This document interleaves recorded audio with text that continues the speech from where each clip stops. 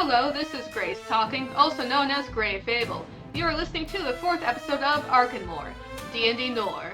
In this podcast, I run my friends through my Dungeons & Dragons 5th edition Noir-themed setting called Arkenmore. Atop the bones of the monster continent of Arkenmore, once the exclusive realm of heroes and adventurers, a new society has been erected. Fueled by changing technology and powerful economics, the city of New Amphros stands as the crown jewel of the human empire. However, this golden era has been largely tainted by rampant corruption and organized crime. Content warnings for this episode include police brutality, horror elements, and bigotry towards fantasy species. Now let's begin. Alright, welcome everybody. We are just about to start the 4th session of our Arkenmore game. So, last session, the party, briefly united, was once again separated. As Callum, the party druid, made his desperate escape up the walls of the prison of Morgato, and Maya and Koloth were dragged deep into the bowels of the prison into the isolation ward, colloquially known as the Pit, for the part that they played in the Recreations Yard Brawl. With their cellmates now out of reach, Edward and Carmen were left to piece together the mystery of their shared dream and come up with a plan. Using all of his senses, Callum evaded the prison security. After a brief search, he found himself on the 3rd floor of the main hall, where the facility's offices are held. He soon located the warden's office and took advantage of this opportunity to rifle through his documents, including a folder on the mysterious prisoner 277466. However, the warden returned, forcing Callum to transform back into a spider and hide in his desk. Edward, Callum's cellmate, was summoned into the warden's office and interrogated on what he knew of Callum's abilities and motives, all while Callum, in spider form, listened in. Afterwards, Callum attempted to sneak away in spider form, but was spotted on his way out. The warden chased him to the window and fired his firearm at him, missing, as Callum made yet another escape down the walls of Morgato. Meanwhile, it was announced to the prisoners that due to the escape of a dangerous shape-shifting convict, their activities would be restricted to only approved work activities. Carmen elected to spend her time in the metalworks, stamping sheets of metal for the Moldovan Firearms Company. And then down in the pit, Koloth and Maya got familiar with the dark occult cells that would be their accommodations for the night.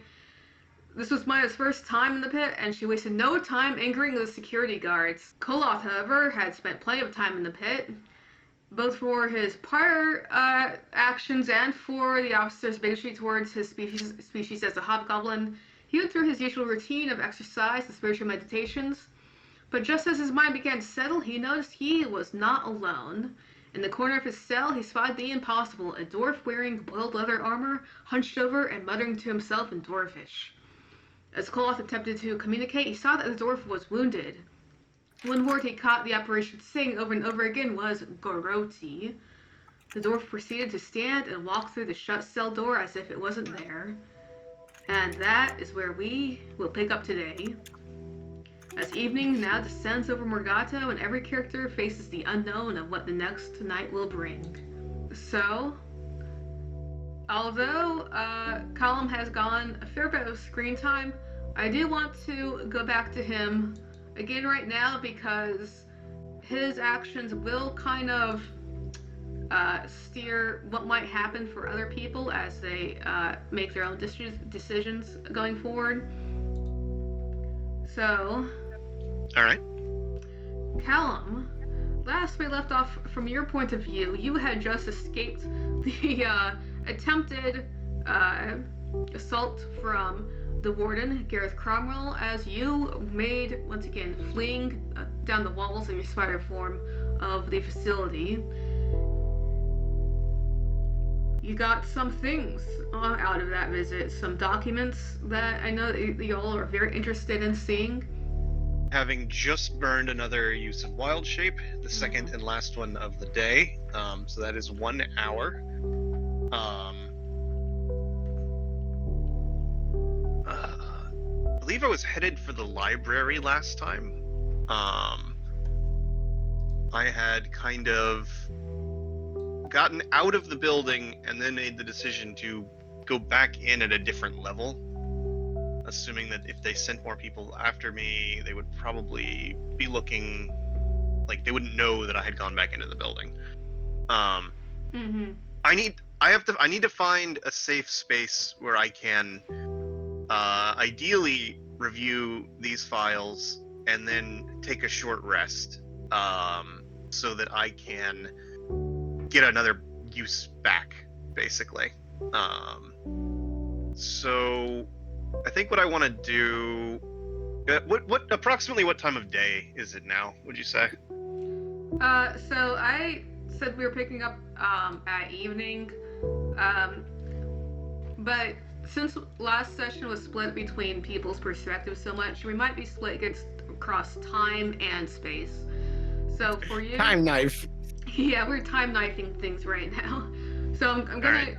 kind of go to the guys who are still earlier in the day, namely Callum and Edward is still earlier in the day, having just been interviewed a little while ago. You're currently just like mid to late afternoon right now. Okay, got it. Facilities overview. Okay, so we're in the main hall, kind of on the, I guess, still on the upper floor. Yeah, I think I have a rudimentary map now of the facility. Yes. I think I'm gonna go to the library and see if I can find somewhere to maybe keep my head down for a minute. Okay. So you have approximate knowledge of the facility that's been mapped out. You are navigating spider form, so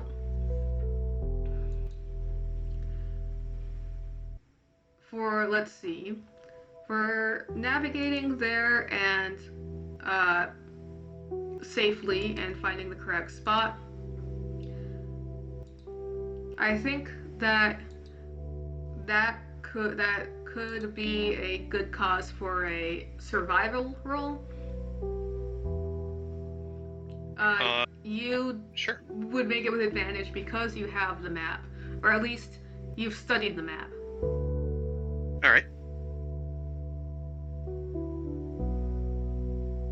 Okay, those are two very different numbers. So 3 and a 16. You are apparently proficient with survival. We know, druid. Who would have thunk? So +5 for 21. So you do manage to skitter. You're probably keeping to the outside of the facility. I would wager for the most part. So you aren't sneaking past people specifically. Mhm. Being a spider, you'd be hard to spot by people from outside the facility, especially since you're on the going across the walls of the main hall. As you re-enter the facility, and find your way into the library, where are you going to be going? So the library is interesting. It is rather larger than you expect for a prison library because it was likely served a similar purpose by the people who built this facility. A lot of it is empty space at this point, or just being used as storage. But there's still like many shelves of old, dusty books. A lot of the books here are donations from people on the mainland. A lot of this stuff is just completely outdated and ancient. Some of it is very, very old. A lot of it barely gets touched. It's a very dusty place. What is your strategy when you get into the library? I think the first thing that he's gonna do is I'm gonna make a wild guess that there's probably like cobwebs and shit in here, like on the ceiling and in the corners. Or have they gone in and tried to purge all of that? No. Yeah. No, I don't, Okay. I don't think they will. I will have you. I think probably anybody who sees a spider at this point in the facility is going to be squishing it similarly. So I do want you to make a stealth check. But today the only people here are a handful of staff members, maybe one person at most, because the library has been restricted from use today, which you probably weren't even aware of until you got there. So go ahead, make a stealth check with advantage, based off of your pass without trace and everything else. Okay. Just so I can see if, your activities ever go noticed. Okay, and just for the record, one of the things that's at play here is the trait that spiders have called Web Walker, which ignores any movement restrictions caused by webs, and the spider knows the location of any other creature that's in contact with the same web. So we'll go ahead and throw out. Well, you didn't get your meal. You didn't get fed today, so now's your chance. True. You get to get some tasty prison roach or something. Okay. I'm not above it. Yeah. All right. So you rolled a total of 17 with advantage. Really, I don't think you needed to roll high for the one guy who was left guarding the library. The doors all are shut. There's no windows. It's just big cavernous space, and you're in the ceiling right now, or on the ceiling right now, amongst the webs, and in your own spidery element. Okay, very good. So now that I'm in kind of a more secure area, and I can kind of get a view of you have described the room, and you have explained that only staff are present right now. How many are they all guards, or are there also like clerical workers that are kind of in here doing their thing? Today there is one clerical worker present and a guard at the door. Okay, so I think essentially what I want to try and do is I want to try and get the way that you've described it. Sounds like this is a pretty old room. Hasn't been touched, probably hasn't been thoroughly gone over in a while. And I think what I'd like to do is see if I can find if there's any spots in the corners of the walls where there's almost like the books are kind of overflowing, or there's like an old supply closet that's not really in use anymore that I could climb into, somewhere where I could realistically hide in my halfling form, and take a look at some of these notes. Yes, I think that there is a supply closet attached that you could go into. There's not a lot to search for, so I'll just give that to you for free because there's this one side door. So there is a supply closet. You don't know how often it gets used, but judging by the state of things, maybe not that often here, since there are very caked layers of dust that you can see very clearly as you are very small now, moving through it. So it seems like it might be a pretty good gamble to hide in the supply closet for a while. Yeah, let's do that. Alright. As you, using stealthily, skitter into the supply closet, you are not noticed by the two people present. It's been a while, so maybe their guard has started to drop again, since the alarms went off. Alright. Okay. And now, just so you know though, it is dark in here. There is a light bulb with those beads dangling on a chain over your head that you could maybe pull on, but it certainly would be risky. Is there, if this is a supply closet, are there any old, maybe candles, or I mean, it is a castle, so, I mean, torch would be out of place, but, yeah, like a candle, or even just a little, a mug or a can or something like that? Maybe even flashlights. Go ahead and do a perception check as you are searching through the supplies.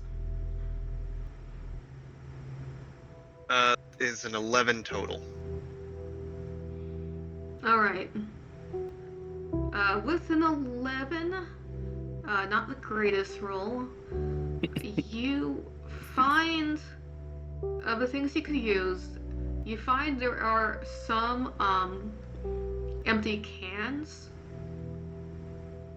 and you find an empty matchbook with one match left. What he's gonna do is, in the little can, try and like, if there's any like old paper, like scrap office materials lying around, he'll like rip it up and put it in the can, and then light it on fire using the elementalism beckon fire cantrip. This is a spell that you create a thin cloud of harmless embers and colored scented smoke in a 5-foot cube. You choose the color and scent, and the embers can light candles, torches, or lamps in that area. The can here is kind of like a makeshift lamp.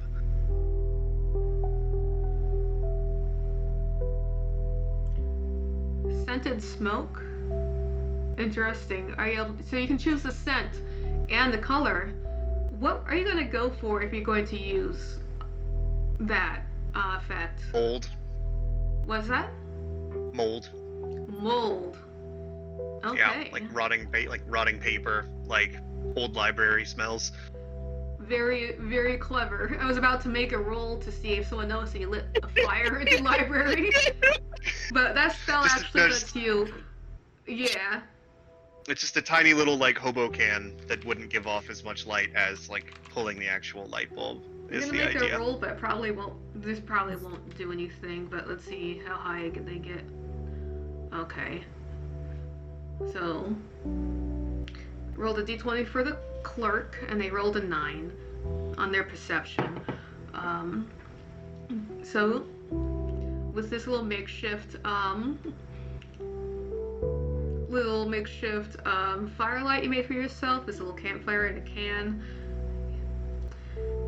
the scent of that kind of heady scent of old wood and mold and crumbling parchment, kind of all emanating from the smoke you've created.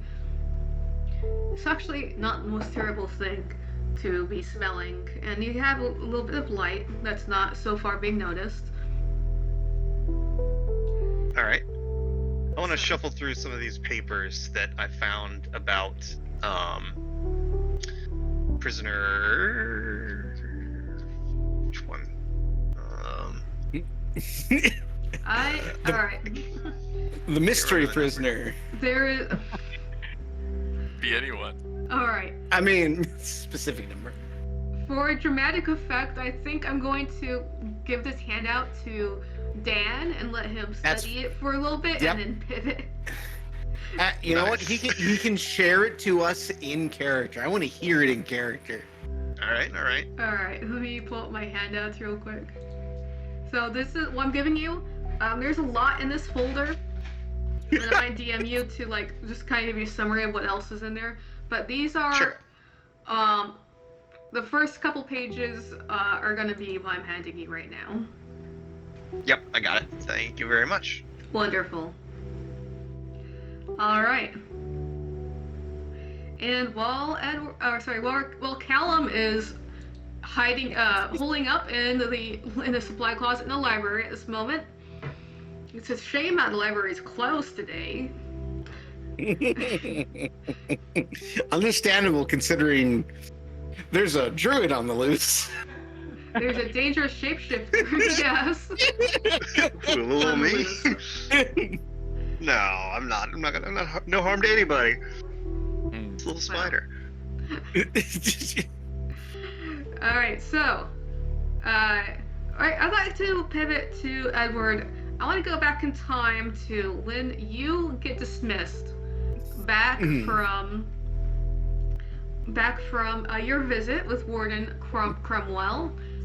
Of course. And you are going to be escorted back to the North Tower, to the Anti-arcane Ward.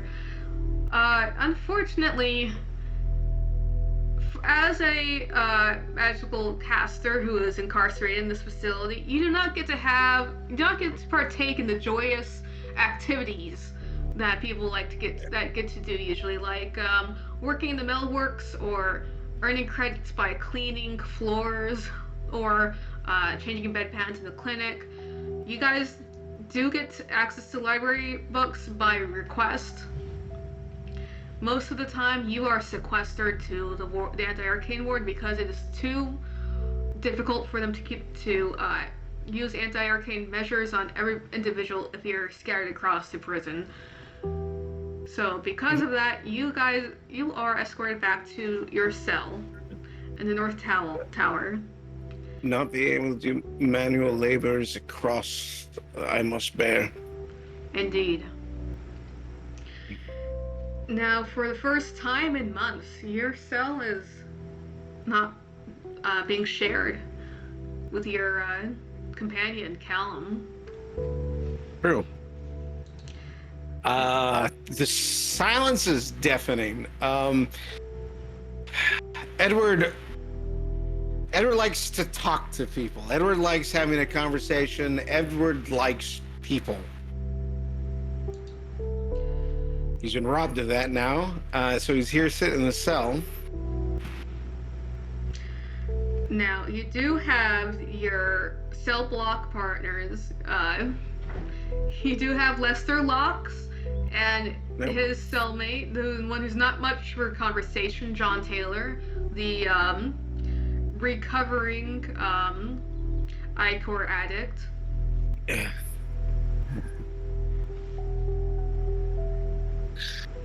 He is kind of, Lester is kind of like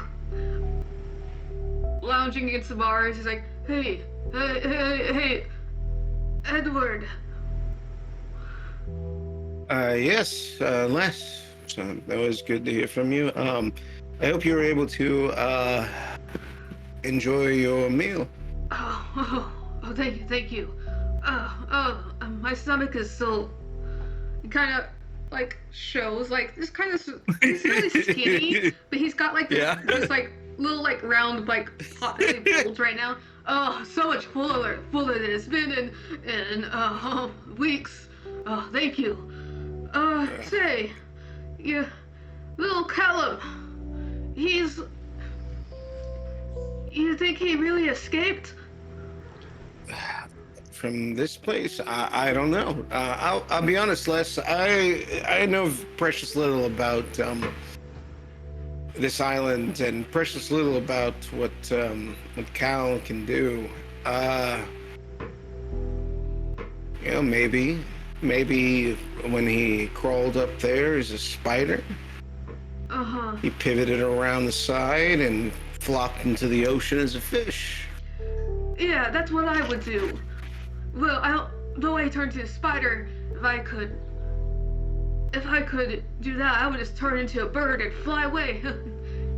Yeah, that'd be the easiest way to really get out of here. Say less. I mean, you're here for a reason, right? Magic? Well,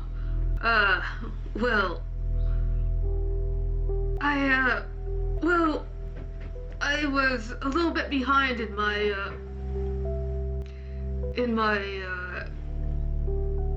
gambling. Well, my tab at the casino had gone a little high. But you know how it is. You're a card player. You know that the only way to win is to lose first. Well, you are at the mercy at the table. You're at the mercy of the house. If they want you to win, you'll win. If they don't want you to win, well, when you do win, that's when they turn the screws, isn't it? Well, so my thing is, I come back for another round, and I put everything I own on the table, and I didn't realize that this gentleman had found out I was a caster, and he seemed to think that there's no way I could have won that last game after losing so many unless I had cheated. Yeah, well, everyone has their talents. Right, of course. Now, you've never been tempted, I'm sure. Get a hand, things are going, it's not looking good, things are going how you want. You ever been tempted to, he kind of does a little, thing with his hands that doesn't do anything right now because you have the null gas just, fused through your chamber.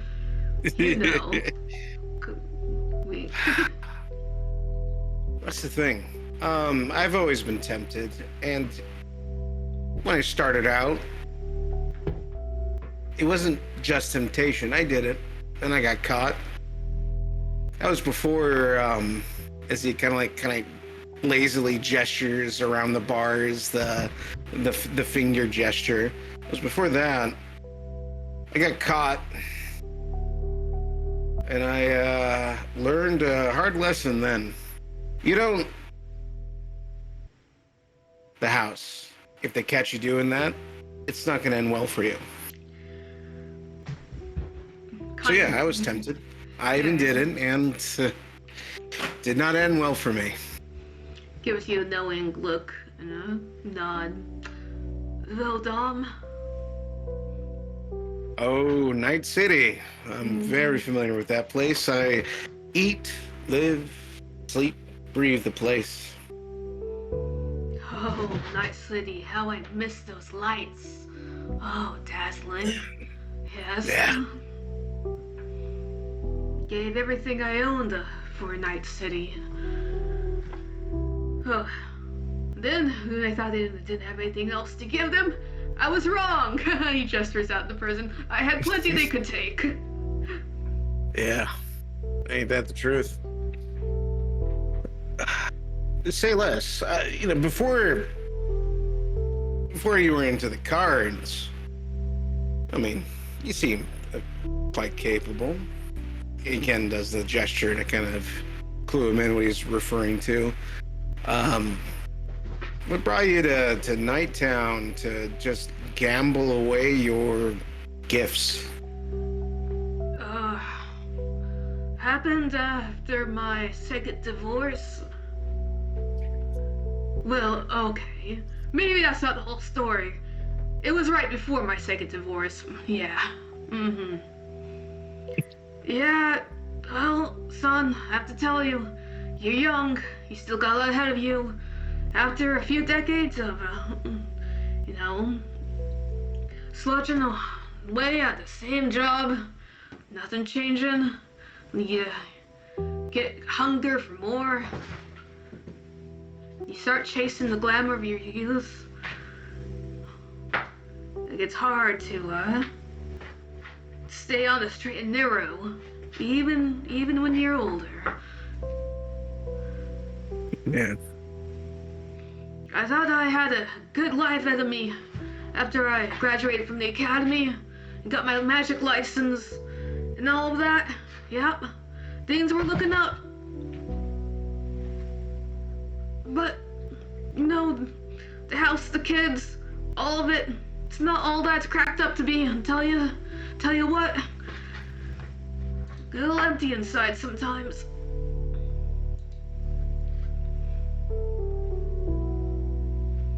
Sorry. Yeah. You don't want to hear the sad yapping of an old man. You want to play cards. That's what you want to do. Oh. You know what, Les? You know me too well. He turns over a stone where he keeps his illicit stack of cards. All right. Definitely shuffling them. So, Les, what do you want to play for this time? That's a good one. Tell you what. I win, you tell me one secret about yourself. Ooh. I lose, I tell you one secret I know. Well, it doesn't have to be about yourself. Let's say it's about anything. A secret? Yes. Oh, I like those. I like that, Annie. I like that, Annie, a lot, Les. After all, I can't have you taking all the food out of my mouth next go. Oh, don't worry, he pats the little pot he's got. Oh, don't worry. This will get left there long for a while. All right, secrets. I have my fair share. And you know what, Les? Something tells me you have your share too. Oh, I have a bit. Mm-hmm. Yes. Yeah, so you're proficient in cards, I imagine, so you could roll your Yes. card proficiency.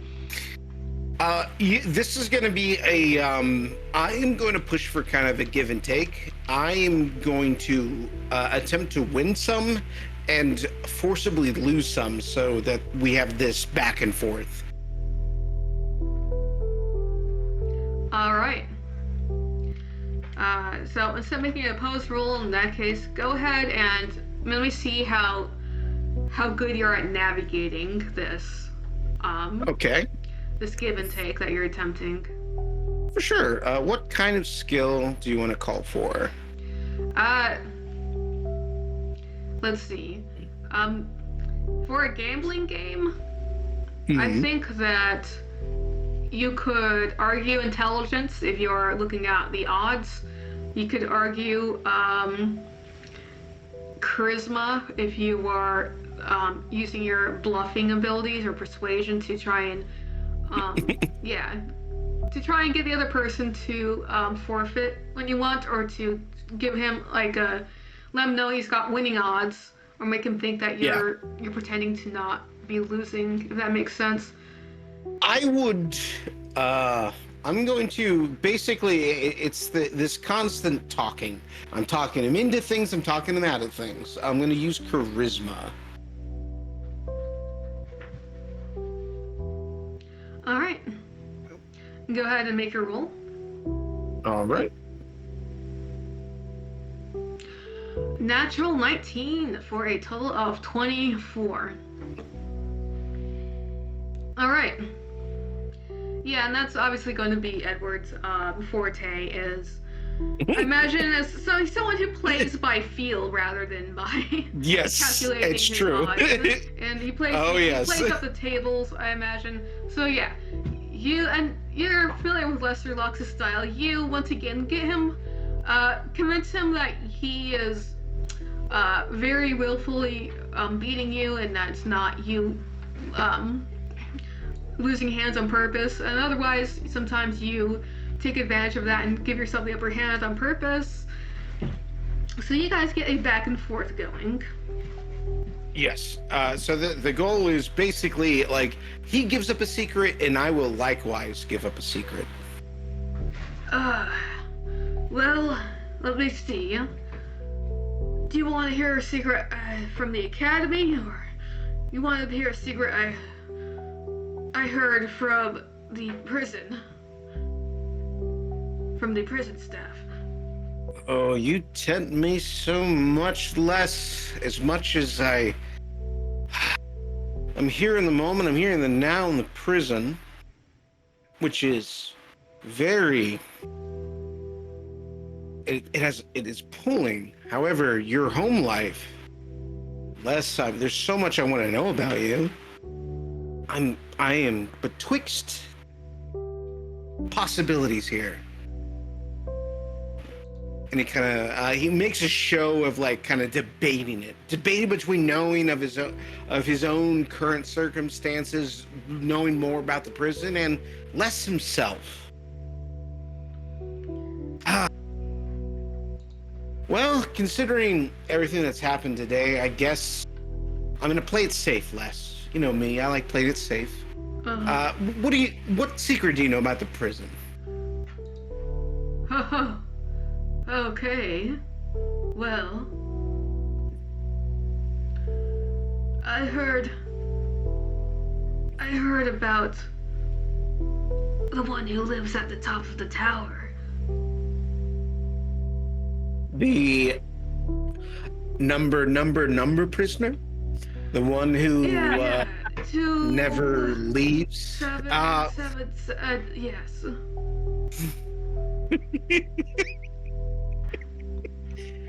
I'm going to assume the other prisoners do not necessarily know that number by hand or offhand. No. Because that seems very much like the staff would be aware of it. More so than the prisoners. God damn it, Tyler.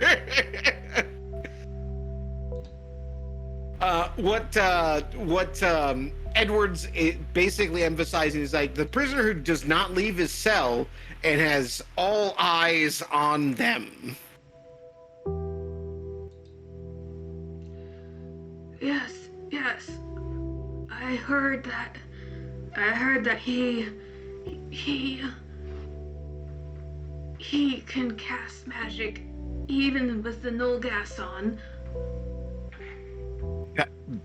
And you're a security officer. I saw them carrying him downstairs one night, a month or so ago. Les, you opened up strong with that. That is... Yeah. That is a scary thought. If someone or so can ignore that null gas.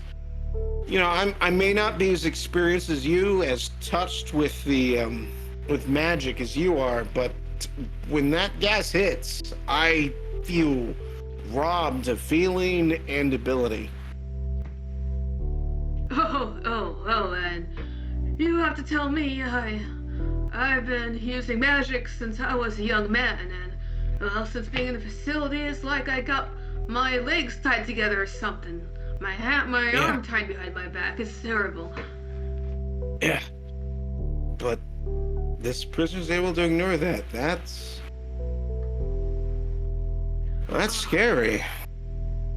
Alright. Is he, like, they deal up... Like a necromancer? I'm gonna be honest, Les, in terms of actual arcane theory, you are far more gifted than me in that avenue. I know precious little about magic and its schools.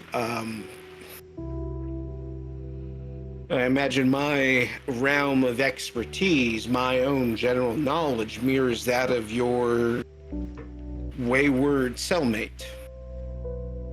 Oh. He looks to John Taylor, who's sitting, arms crossed in the corner of the cell, looking like blank again. Oh, as long as Mr. Taylor here keeps feeding himself, I guess he'll be my company. Yeah. A lot of, I guess that's another thing I've heard, is a lot of the ones that came in during the, what was that drug called? Icor? Icor, yes. Yeah. A lot of them have been kicking the bucket lately. Dying. That's unfortunate, but yeah, I've heard tell of it. Very little, precious little. Well, that's the thing about magic there. I could talk your ear off about it. You don't want to hear about it, but if you don't do it by honest means, it'll bite you in the ass real good. Honest means. Yes. Yeah. You gotta know what you're doing, or you might end up blowing up your apartment, you might end up killing someone, or you might end up, summoning something. All kinds of nasty stuff. Me, I never done anything of that sort. Not old Lester Locks.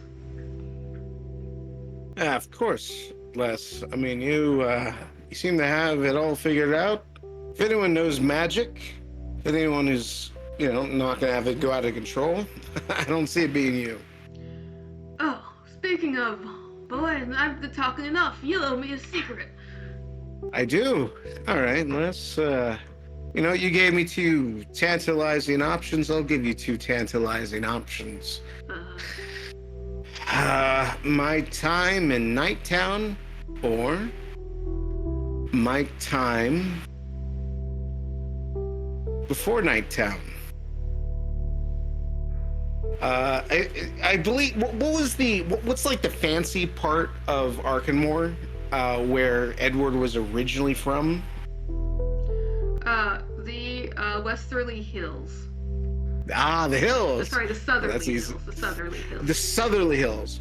So my time in Nighttown, or my time before then when I lived in the Southerly Hills. Oh, the Southerly Hills. Really? I knew it. Oh, tell me all about that.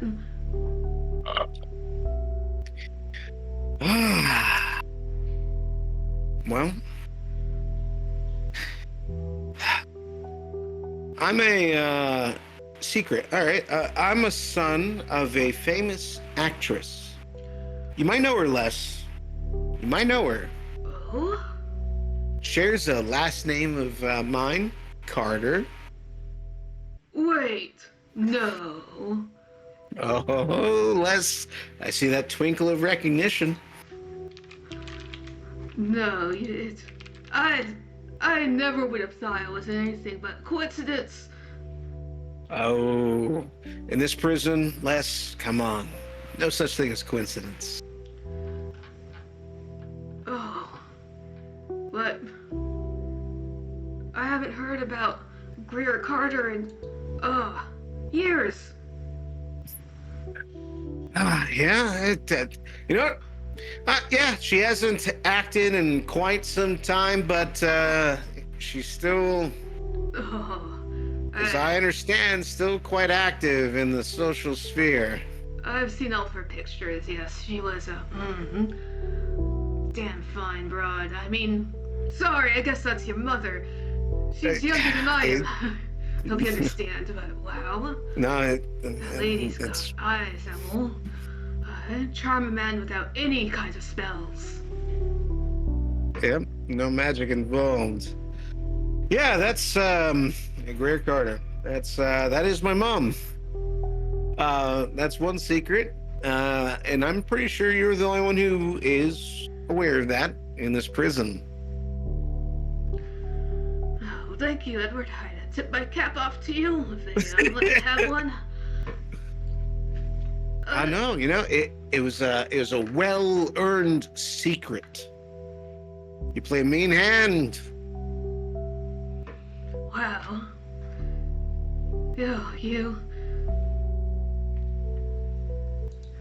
You ever go down south to where they make the picture shows? When I was younger, Wow. before I knew better, I imagine, yeah, I did. Not so much in recent years.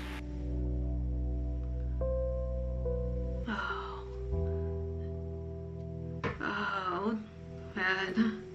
Yeah, I've misjudged you, young man. You've certainly seen things. Les, you have no idea. Alright, another round? Another round, Les. Alright. And you guys can sort of spend your afternoon playing cards and ruminating. Alright. We will go. So as time is passing, we're gonna go back to the future and the present time.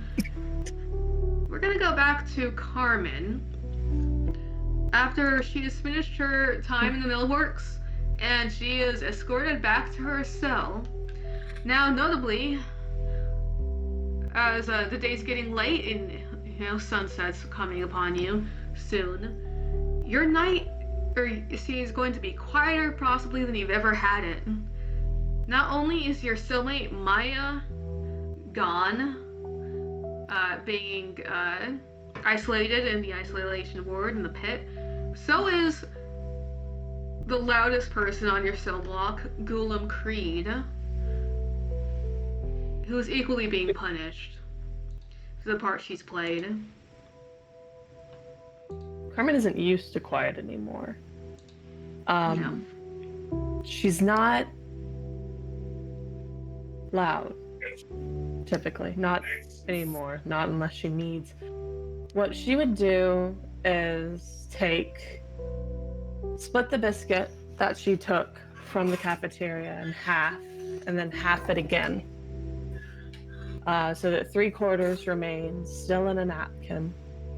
and one quarter she would put on the floor closest to where she had previously seen Maya place the food, and where she had, upon occasion, when Maya decided to be disrespectful and probably lose out on sustenance, because let's be real, she has multiple reports for insolence. She would put the ration to where she knows Simon tends to crawl out of. She would keep 3/4 or as much as she can of the biscuit remaining in a napkin and hide it beneath her bunks. Hide it beneath her bunk. All right. So one hidden in a napkin. So it doesn't take too much long by yourself when, Carmen, you get a visitor. One that you have seen before, albeit not one that you personally have ever invited. As from a kind of a hole between the stones in your cell, you see a snout poke out and a little like wiggling rat kind of pulls its little like body through, gets out, kind of straightens up, looks at you. And you get snout. And there's a Looks moment at you with its beady eyes. where she'll look back at it. The nose is twitching at you as it kind of slowly, cautiously gets a little bit closer, sniffing. She would move up from where she was probably starting to move for evening prayer. Even if the sister isn't there, she does try to maintain some variety of schedule, both as the dawn rises, then at noontime, and then as the night sets. She would rise up, her hair is finally down, and she'd kind of gesture. She wouldn't touch the rat because she hasn't ever tried to do that before, and it's decidedly more Maya's than hers. But she would gesture to the food, kind of pointing, and would say, "It's over there." Rat, being a fairly intelligent creature, kind of follows your hand, like reaching forward with its little paws, reaches out and moves forward, sniffing it, and then just digs in and starts gnawing. Not even like barely like giving time to like get it out of the wrapping, just gnawing through all of it. Well, she did leave. A lot of the wrapping is left, like in the one that's actually contained within the napkin that's hidden Gotcha. away. Essentially. This one would be free. She would just kind of crouch, like down on the balls of her heels, or balls of her feet, and would just kind of watch the little guy. Because he tends to only come out when Maya's out and around. Yes. And it's kind of surprising that in Maya's absence that Simon made his way here pretty quickly, even earlier than he usually does. So it's a little bit early for him. Are you hungry? Kind of stops not to respond to your voice. Kind of does the little squeaking. And she'd smile. She wouldn't touch him, but she would just watch. Like yellow Just little teeth. taking in the little Gnawing. company as limited as it is. She enjoys watching the little guy eat, but she wouldn't otherwise ask or request anything of it. After all, it is just a rat.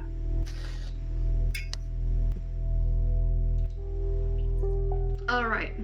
Now this time, because I know that it was a stated goal that Dan told me that Callum wanted to try to reach Carmen specifically. Is that still something that you were going to try to do? If you get your short rest in, Dan? You're still Sorry, muted. I'm muted in like 80 fucking ways. Yes. Same, homie. Yeah, I think so. Edward is locked up in the magic tower, and the other two are down in the pit. Yep. Which, even though he could probably get into the pit, there's no way that he would be able to. There's no way that he would be able to. There's way more guards down there. It's just fucking dangerous. We're not gonna do that. But at like midnight, 1 in the morning, when everyone's asleep, sneaking into the cell block that he now knows where it is seems like a pretty doable prospect. Okay. So you're waiting until light. So let's see. So you get a wild shape back from short resting. Is that correct? That is correct. Yes. Okay. How would you like to attempt to make your way through the facility this time?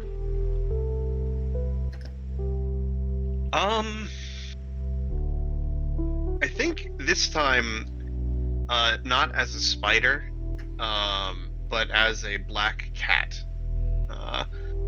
Cats move a lot quicker, they have a better climb speed, and they have dark vision 60 feet. So staying in the shadows should be pretty doable, to avoid anybody finding me. Plus, I've still got another cast of Pass Without Trace that I can do ahead of leaving the library. Okay. One thing that I might want to warn you about with the cat form is you had a pretty large advantage as a spider in that you were tiny and could get under doors and through holes and gaps in the walls and stuff, and the cat probably is not going to be able to do that. Yeah, I guess that's true. We'll go with the spider again then. It's really only half as fast. Rat. Well, he doesn't have rat, I don't think. You have to have a select number of wild shapes. Yeah, okay. That makes sense. So out of your viable forms, you think that spiders will be still the best in that case. As a cat, you could I would say if you want to do the cat, you could time your escape with the staff leaving the library and get out the door that way. And likewise, you'll have to basically just time your escapes with people going through doors, which is still risky, even if you're stealthier as a cat. A question for you, Grace. Given that this is an entire castle ruins, would we have like a number of cats? Or would Morgato have any cats? I should more aptly ask. So it would seem like it would behoove the facility to have some local cats, because there are plenty of vermin around here. Notably, there's no cat population on Morgato. They're allowed to be wrong. They probably just use rat poison. True. They might have honestly killed whatever cats were here originally. Yeah. We'll just use the spider form. That's more of a city form, I think, the cat. But yeah, we'll do that. But before shifting into spider form, we'll also cast Pass Without Trace. If you ever want to take on a gremlin form when you can fly, that will also be on the table. I was planning to ask about that. Yeah. We are several levels away from that being a possibility. Yeah, Sure freaking level 8 give me gremlin form. Alright. So, in that case, you will be navigating and stealthing again. You've given yourself advantage on these rolls through your actions of using the map and using Pass Without Trace, so go ahead and make those rolls and we'll see where you go. I'm so sorry, there's someone knocking at my door. I will be right back. Yeah, of course. I should note that I don't know how it worked in the old edition, but in this one, I think Pass Without Trace just gives you a flat bonus. Oh no, you're right. I was thinking of different ability. Pass without trace is just a flat +10 bonus to your stealth. Honestly, better. So yeah. And isn't it a fixed DC now to hide? Yeah. Is that right? It impossible for you to fail? I can't fail. I have a +5. Alright, so... No, actually, no. It's wrong. I have +4. I could roll a 1, but Okay. but halfling luck means I get to re-roll a 1. So you probably can't fail, but let's see if you have to burn that ability. Wait, that's an ability that doesn't get burned either. That's every time. You'd have to roll 2 nat 1s in a row to get. It could to fail. happen. So you have a 28 on your dexterity. So go ahead and navigate. All right.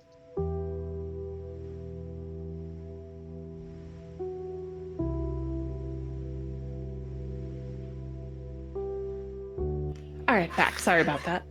And this navigation is less of you, since you're not checking the map because you're a spider form, which would make it more automatic. It's more you remembering what you saw on the map. All right. Sorry, did you ask me for a survival check? Yes. Okay, sorry. I think that maybe that got cut out for a second. That's fair. Go ahead and toss out a survival check. Alright. It's gonna be an 18 plus 5 for 23. Okay. Even without advantage, that would be pass easily to find the woman's ward in a reasonable amount of time. So you don't waste any time looking for it. You remember clearly where it's marked on the map, and you go that route. So it looks like Carmen will be getting a visitor. However, seeing as it is, now we're going forward in time, it is late. An evening has descended over the facility. We are going to, once again, pivot and check in on our companions who have been confined down in the pit, the isolation ward, in the what was the dungeons of this facility. Koloth and Maya, you are spending your night in your individual cells. When the tide comes in, water starts to seep in through the stonework, filling your cells with the ice-cold, briny seawater. You have 2 things that's going to make your stay tonight difficult. It's not just the condition of the cell that is going to be absolutely miserable because it was designed to be that way, as a way to pacify inmates. It's also the fact you guys have not been fed. So going without food for 24 hours in 5e and 5.5 is normally going to be a Constitution saving throw against exhaustion. It's also a saving throw against getting exhaustion just from staying in the cell tonight. Instead of making those 2 separate, thank you. Instead of making those 2 separate rolls, I'm just going to stack it so that it's 1 roll with a higher DC, which means that you won't have to save twice against exhaustion and get 2 levels. The DC is going to be 17. Koloth rolled a 19 total. You are, you're fine. I'm just going to check the exhaustion tables real quick to verify something. Can I roll with disadvantage? Why do you want to roll a disadvantage? Because I'm all manacled and I got beat up. Yeah. That's true. That's very Pull true. up If in good you shape, left in your because- manacles, then that would make things even harder for you. No. A natural 1. You honestly would not need it anyways with the 11 that you rolled on the other die. All right, Specs, you win. Yeah, you I do. You get 1 level of exhaustion. So each level of exhaustion you get is going to reduce your speed 5 times your exhaustion level, and your d20 tests for the next day are reduced by 2 times your exhaustion level, so it's going to be reduced by 2 for every d20 test. They've made exhaustion a lot more of a problem, it looks like. Oh God, yeah. In Oh, the updated shit. rules. It honestly kind of reminds me of the stress rules that we had in Domains of Dread. Yeah, no, We changed stress very quickly because the growing mod was stupid. Yes. Yeah. So just don't let this mod grow if you can help it. It's at 2 right now. Can we to be take a Two short levels? rest? Oh, I got 2 levels? Nice. Oh no, you got 1 level Oh. of exhaustion. Oh, okay. Okay. But so every d20 test that you make is reduced by 2 times your exhaustion level. Oh. So it's gonna be Fuck, a minus man. 2 for the next day. Glad I didn't have this in my prologue. Thanks, Grace. Can we take short rest? Yeah, there's nothing restricting you from short resting. You're still long resting even. Well. Oh, we're long actually, resting? Are we? Can you long rest? If you don't. Can you long rest in ice cold water? Oh, why you gotta be like that? It's a little cold, but there are some things more important than our personal comfort. You know, like communing with our ancestors. for you, I think you're fine because you can move about the cell and get to a drier location and huddle. No, he should suffer as well because he did it bad. Okay, What? I don't Well- think that's possible. Well, Grace, you see, Yeah. I don't need to sleep. Look, Oh, fuck, he's an elf. yeah. So, per the rules, as long as you sleep for at least 6 hours, or, not sleep if you're Elven, or perform no more than 2 hours of light activity during that time, such as reading, talking, or eating, or standing watch, which applies to you too. As long as both of you meet these criteria, you can still long rest. If you get interrupted, or if you cannot sleep when you need to sleep, like if biologically, then you cannot long rest. Given that there's nothing else to do besides sleep in this cell, I would still say get a long rest. The exhaustion is a punishment you get for being in the cell already. Yeah. And just for those curious, half-elves are not a thing in 2024 handbook. Maya's stats reflect that of would be in the book as a wood elf. She has most of the benefits of being elven, although she is a half-elf or a half-Z, as some might say. I mean, the half elves get all the benefits, but none of the deficits. Okay, it's 5e. There are no deficits to being a full elf. Yeah, It's there's true. We don't have the minus con that all the other editions did that make it a little. Yeah, for sure. Also, I mean, half elf also has some culture. Oh, yeah, no, half elf is decidedly better than full elf. Let's be real here, but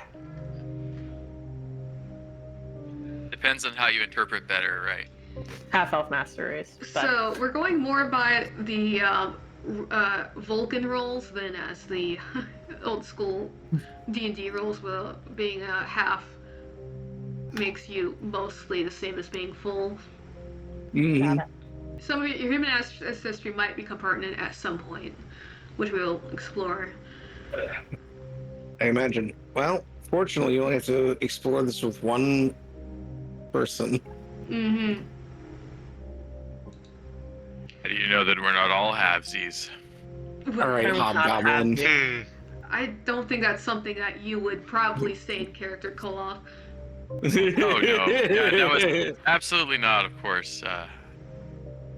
Yeah, with the cast of characters. why I don't would see Koloff lower anyone- himself to being that of a bugbear? Yeah, I don't see First of all. anyone being playing halvesies at this point. Yes. So I think the humans might be your guys' hobgoblins half the time. It's not really clear. Gozar didn't categorize you. All right, so you can't just like look at other races and go, oh, that's the goblin, that's the hobgoblin, and that's the bugbear. No, he can, actually and it makes cannot. sense. But Gozar did not categorize you, so there's two opinions that are possible on the subject, right? Either that was intentional and you're not supposed to be part of the system, or each of you slots in differently. Maybe only some of you are even considered like able to exist in a world of perfect order. Jesus Christ. All right, we will return to Koloth's dissertation on Gozar's view on the varying species of this world, which is Othos, at a later date, because Koloth is in a cell. Well, that was the perfect time to be a jailhouse political scientist. But Jailhouse Also political has the- scientist at 1 a.m. just talking to the guards about. Koloth is, though, actually praying in his cell because he was recently visited by one of the ancestors of one of the locals. And though he could not get the message to whom it was intended, he still knows that the spirit is trying to help somebody. And because it is his duty to assist it. There's something clearly important about that. Okay, that's good to know. Koloth, as you are doing that, I would like you to make a general wisdom roll. General wisdom, huh? That's correct. All right. Well, is it possible that we've taken a kind of a shorter rest since last time? Indeed, this is some time All right. past. I just had to make sure. Oh, I guess it's not insight, it's just flat wisdom. Yes, this is not a skill roll, so you unfortunately cannot use that ability. That's fine. When you're in a position such as this, you're expected to have some internal wisdom. Unfortunately, the customs of these people are different than my own. Yes. So the litanies that I cite in the guidance of Gozar do not assist with communing with the dwarves. Unfortunately, even as you are attempting to commune with these ancestor spirits that have saw fit to visit you tonight, your minds, your thoughts, and your soul still turn to the wisdom of Gozar. And that's where you find yourself drifting. And as you search around, your cell feels empty and lifeless as it did before. Maya, how is your night going? It's not great. It's super cold. Yep. We're pretty wet. Mm-hmm. And it's salt water, so we're stiff because once stuff actually starts to dry, it's just gross. Oh yeah. Yeah. All in all, Maya not happy. She was ungagged last session by Glorious Simon, and it is being rather demure.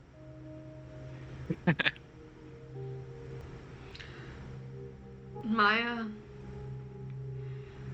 you understandingly against your intense discomfort the first time you spent in the pit, exacerbated by the position you've been left in, your arms up shackled, your wall against a hard stone, the rest of your body sitting now in a shallow pool of water, are struggling to re-enter that trance-like state that, although largely comes natural to you, is something that you did have to be guided towards when you were younger.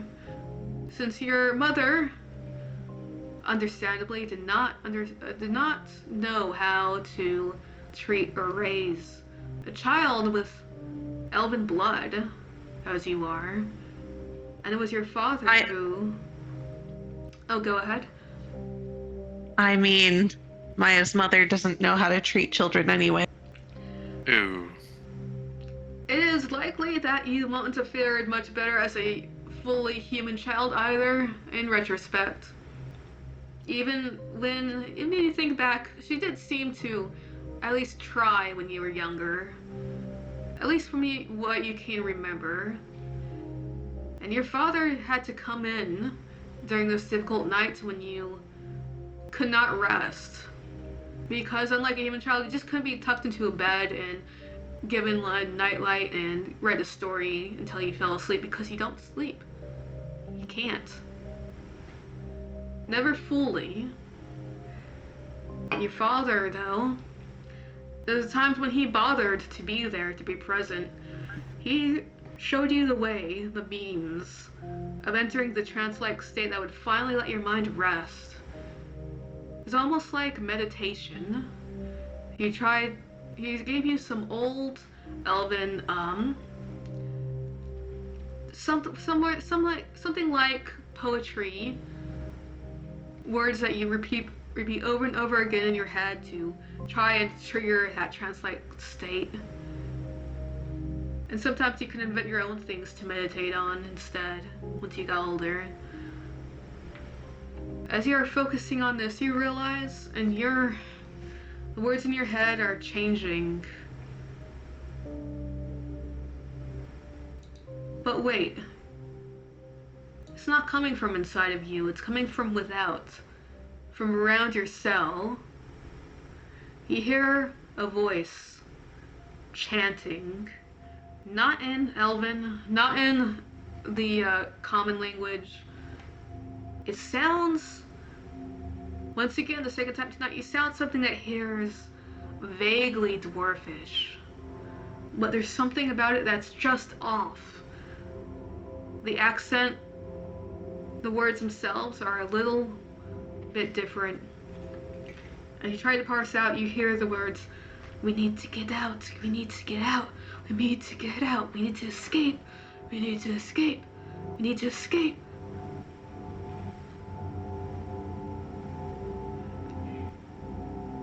And some more complexities that you cannot parse out. You hear something about a vessel.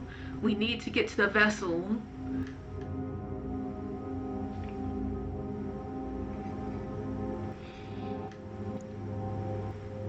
Where's the vessel? Do you ask this in, We ask it in Dwarvish. Maya's not expecting a response, but, if we get one, we'll be pleasantly surprised. When you speak in Dwarvish, there is a long, notable pause. Must get to the vessel.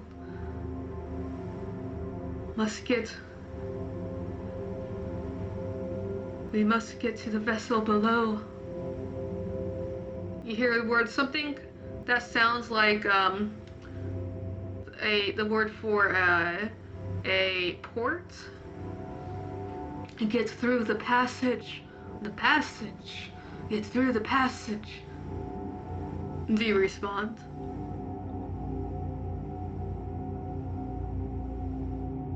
The port below? How can I get to it? Must pay fealty to the king. Must pay fealty to the king to pass.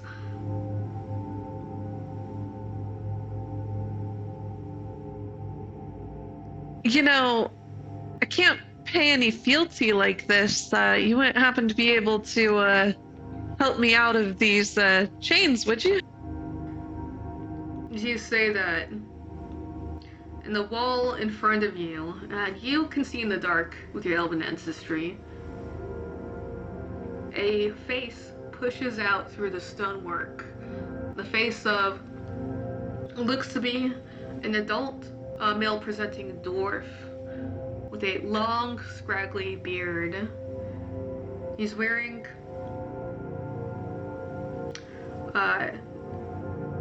On his head, he's got a helmet, like that from an old set of armor, and there's blood trickling into his eyes from his scalp.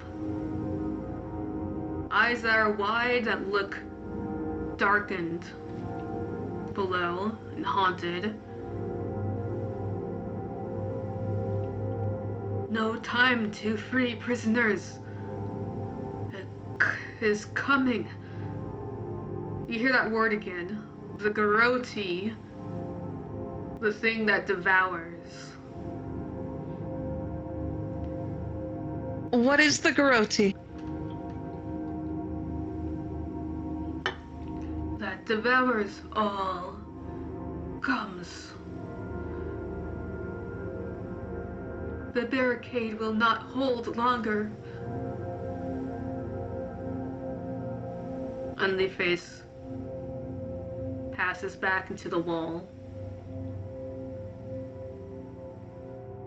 Carmen's not gonna like this.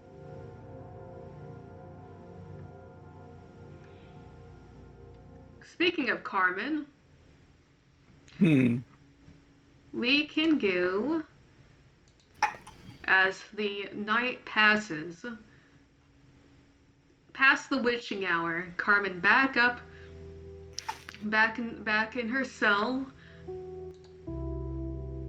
The little rat friend Simon, that she's been spending some company with after some early finishing his meal, sniffs around the cell, and then squeezes back through the hole and leaves. Alright.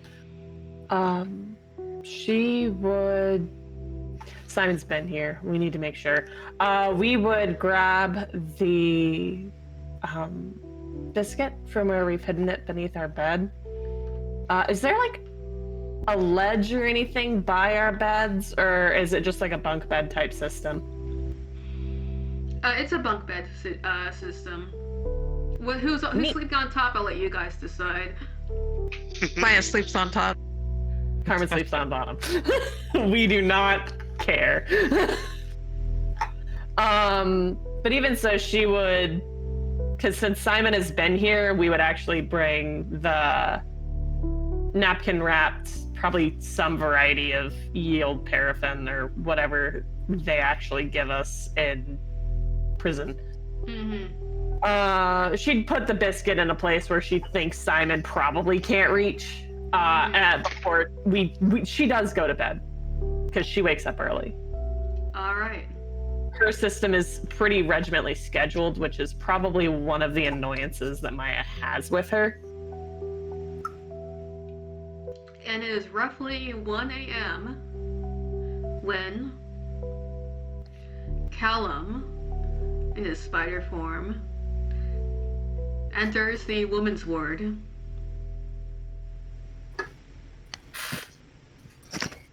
And it might take you a little while. You did go on your navigation check, so you've been moving swiftly. It takes you a few minutes to locate the cell. There is...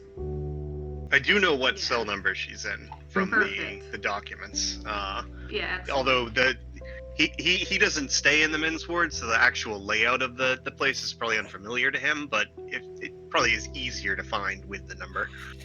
I would say. Yes. And it's less spread out too, because it's not in a tower, it's in an actual cell block. Yeah. You locate Carmen's cell. She is, as our probably well into her sleep. Fast asleep, hair's down. She seems to be like, once you look at her for a minute, she seems to be like very tightly curled into like almost like a fetal position or a ball. It's relatively cold. It seems either as though she's trying to conserve heat or if she's used to sleeping in cramped spaces, potentially with other people. Okay. Callum is going to climb. Did you say there was like a table that you had like a biscuit placed? No, we don't have a biscuit or a ledge. We just have the bunk beds. Got it. All right. Callum is going to crawl up the railing of the bunk bed that's closer to Carmen's head, and I apologize in advance for this. Let's see how light a sleeper Carmen is. Callum whispers. Did we actually exchange names? I think we did. We did. Oh, you did. Yeah. You did. Carmen, wake up. So he's saying this as a spider, correct? It's whispered. It's not. It's intending to muffle his voice, but yes. The response would be almost immediate in the fact that there is a flinging of blankets and like the hiss of air between teeth. The whoosh that comes with the blankets likely could be a punch. Maya has decidedly learned not to interrupt Carmen when she's sleeping because there's like a 30% chance that it's a night terror. Oh. And if Callum wasn't a spider and wasn't on the opposite end of the bed, there'd probably be some issues. If you want to roll to hit me, go for it. Oh, no, he's a spider and he's on the other side of the bed. She doesn't know where to punch, mainly because she's blind. It's dark. It was just an immediate reflex before her eyes are like flickering blindly about the cell, and she slowly starts to relax. Calm yourself if you can. It's me. The tenseness comes immediately back. I'm here, but in a different form than the one you saw before. Shit. Right, There's a moment. The reflex was loud, and now she's trying to curtail her voice. I'm sorry for coming here like this, but there was no other way.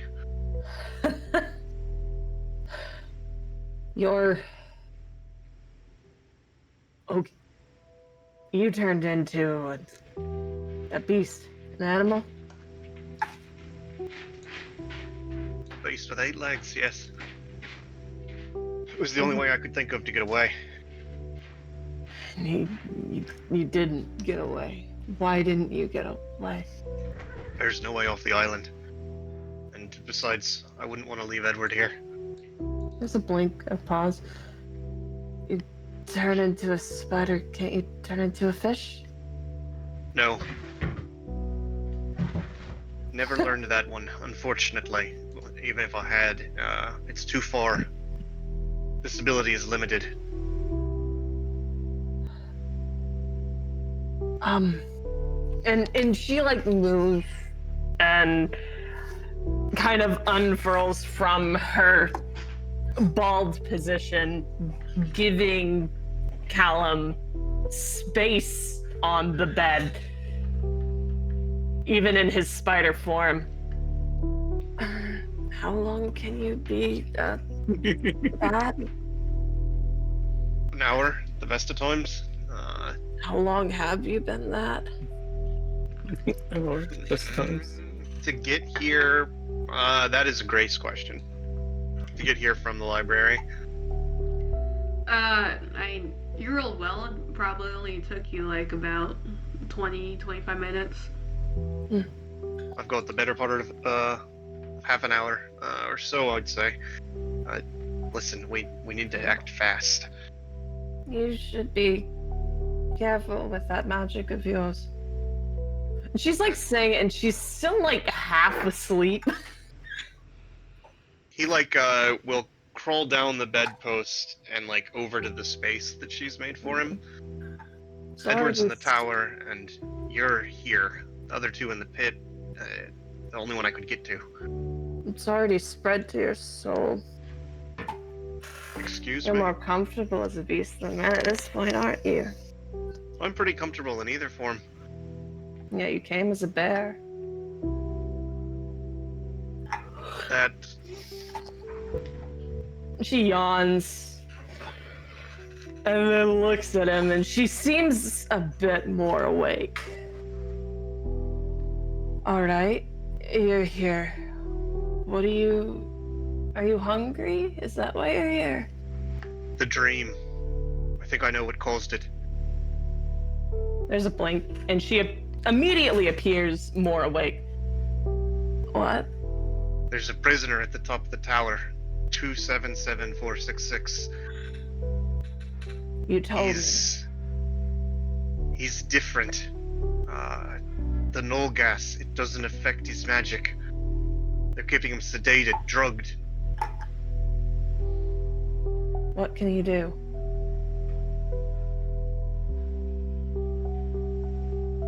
He's an extremely powerful caster with innate spellcasting abilities. It's in his blood. He doesn't need materials. He doesn't need a mechanism to channel his magic. Doesn't need a mechanism to channel his magic. It's innate. Do you think he was the creature we came across in our dream? Aye. Zitaru's notes, her report, said that... Well, no, but I think he sent us there. He sent us there. Zitaru's notes made it clear that he's an enchanter. He can defend himself, causing pain and discomfort, but it targets the brain, the mind itself. But it's not just a trick, it's doing physical damage. He penetrates the minds of others. So he is capable, and she's still slowly waking up, but it's definitely becoming more and more relevant that she is awake. You're saying that there is a mage in the upper towers that is capable of getting into all of our dreams and granted us a nightmare? A vision? The report says that it's speculated the last ability. He's something about accumulating followers, bending people's minds to serve him. Zitaru... That I could not say. Is the he doctor, conscious? He's drugged. They're keeping him medicated, sedated. Okay. Alright. The doctor says it's a new kind of magic. I haven't ever heard of it.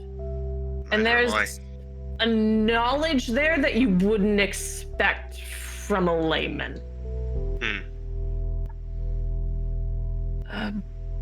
That creature that we fought, those creatures that we fought, they were undead. Vile, corrupted, twisted things that have been brought back. Actually, Grace, question for you. The beings that we fought, that we combated, were they of any distinct race or species? Were they dwarven? Were they human? Did they appear to be prisoners? Were they wearing the prisoner garb? Yes. Okay, so... Sorry, I just connected a dot in my brain. Most of the zombie figures were either prisoners or some of them were corrections officers. You did fight some ghouls, which I didn't narrate, but in hindsight, they were different. Okay. They, aside from being, more agile, their corpse-like appearance was much older, and they, at least one of them was dwarf-like. Okay. Those that we fought in the dream, they were mostly the enforcers, mostly the prisoners. Are you certain that this man, the one in the top of the tower, he's an enchanter, not necromancer or anything of the sort? There was no reference to the dark arts in that report, but I can't say that it's not possible. There's a pause before she says, none of the people who I saw when we were all together after they had taken Mara and those others to the pit, none of them had any variation of corruption. They were likely not necromancers, which means Simon. Simon mentioned blood down in the pit. Lyman?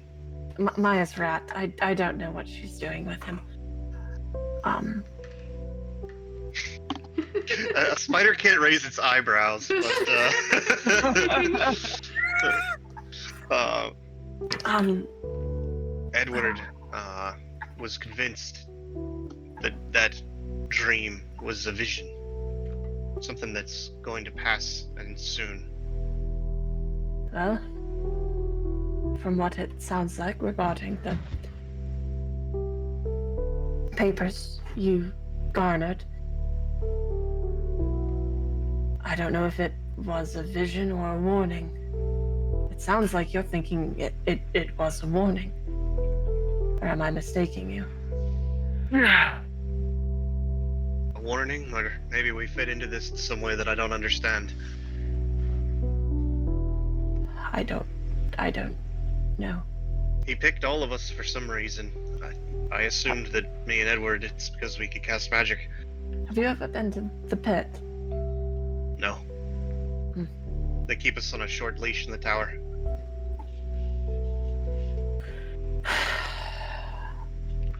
I've only been once, and it was only for a night, and it was mostly just damp.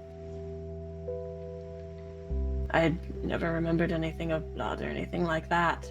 I don't know if Maya or them are going to come back within the day. Warden seemed a little pissed. And she'll look and blink and pause.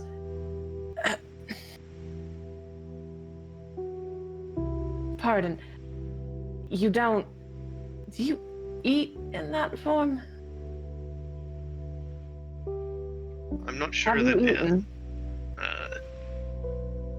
there's like an awkward silence for a beat. Did you partake in anything? Oh yeah, big time. It's probably something that's really natural to druids is eating in There's a the blink. forms of other beasts. There's another blink. Then I'm going to keep the biscuit for Maya when she gets back. I have my own ways of feeding myself. There's a pause, a grimace. Reassuring. What else did you learn? Any ideas to how we get the weapons? Any ideas to anything like that? The warden is quick to shoot. Learned that He the hard shot you? way. He tried to.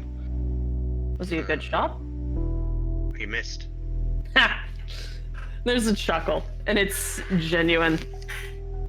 Callum will, and I don't have time to give you a detailed reading of No. it, but he will give you a basic, like, the basic layout of the prison now that you seem that you're awake. Okay. Food. If we are going to fight something, we need to make sure that all of us are fed. Do we have food?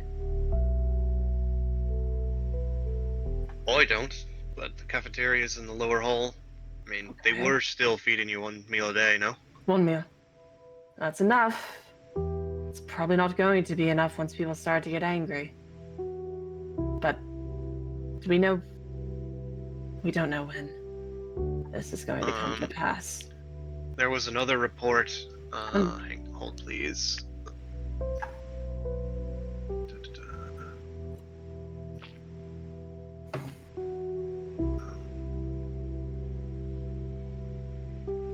Sorry.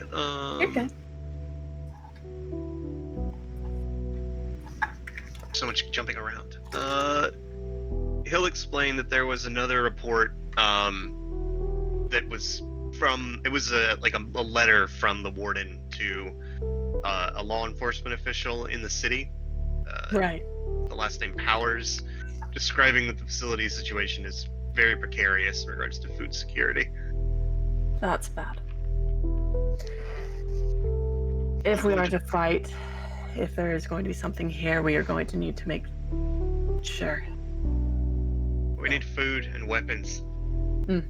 I might be able to do something about the latter. All right. All right. If you can do something about the ladder, we I need need you move to tell the quickly. others and Edward. What's his name? He. Darling man. Glenn, that one. He gave Close me. He gave me tickets. I can try to get them to Edward in the coming day. Does Edward ever? Do you ever? Are you ever able to do work? I think the answer to that I've never question is seen you. no. He doesn't know is the issue. Yeah, Grace, we don't. The arcane people get their yard time, and that's it, right? Otherwise, they're locked up in the tower. Instead of privileges like using credits to get into the library, you can request books. Right. Well, I have enough for 2, maybe 3 of us to get into the library. I got 4 from what's his name. And then if I work tomorrow, I can get 4 enough again. I don't know when Maya or the Hob are going to come back, is the issue. The library, eh? And we might at least be able to talk there. I don't know about Edward. You can't get there. No. Well then, lunch break is going to become very entertaining very soon.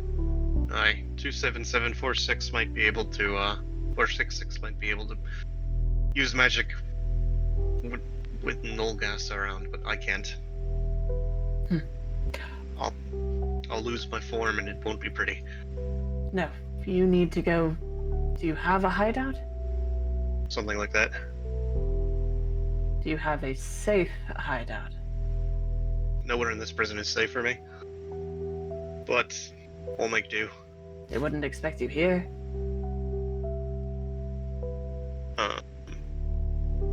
There's space under the bed. Maya's blanket, pillows. Is there enough She's time in the leaving night them. that we can still long rest?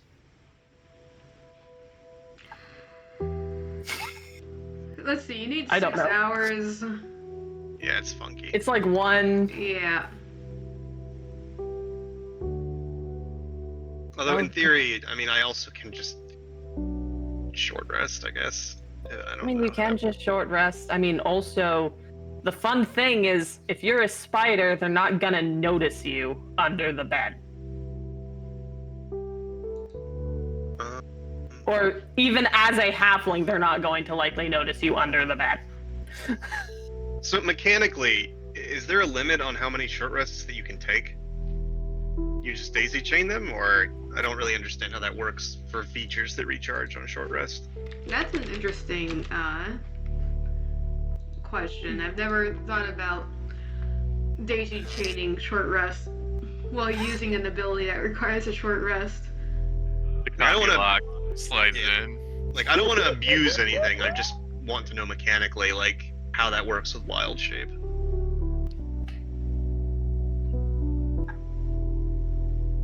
Six hours, no more than 2 hours. It probably makes more sense for me just to go back to the library if I think I have enough time, especially because I have Pass Without Trace for the next hour. Yeah, fair enough.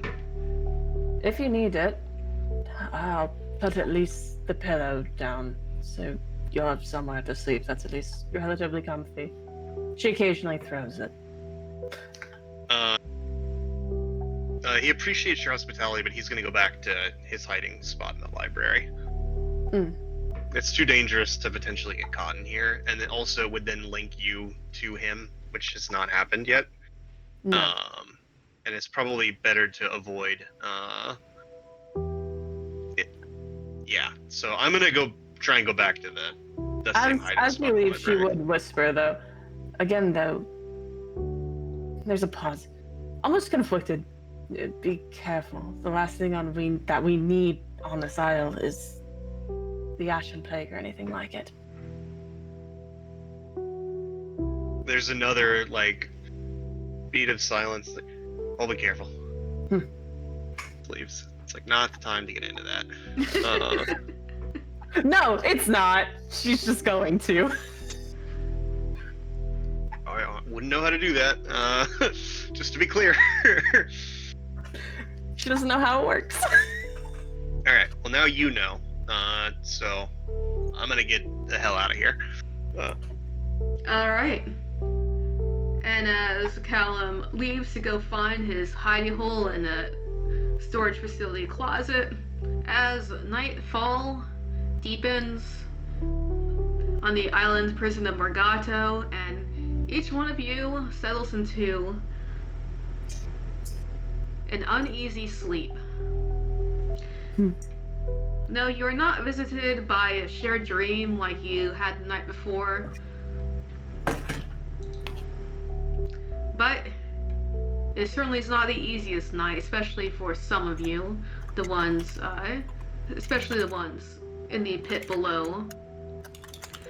Now, Callum, as you make your way back to the library, you kick back, probably in the same spot before, in the dark of the facility's closet.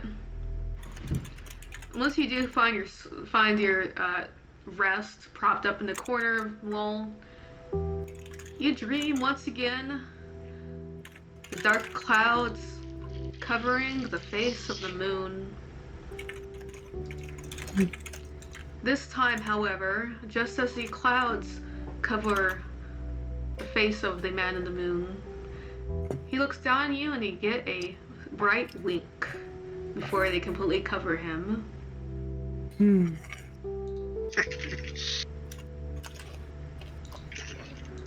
Hard to say if that's a good omen or a bad one.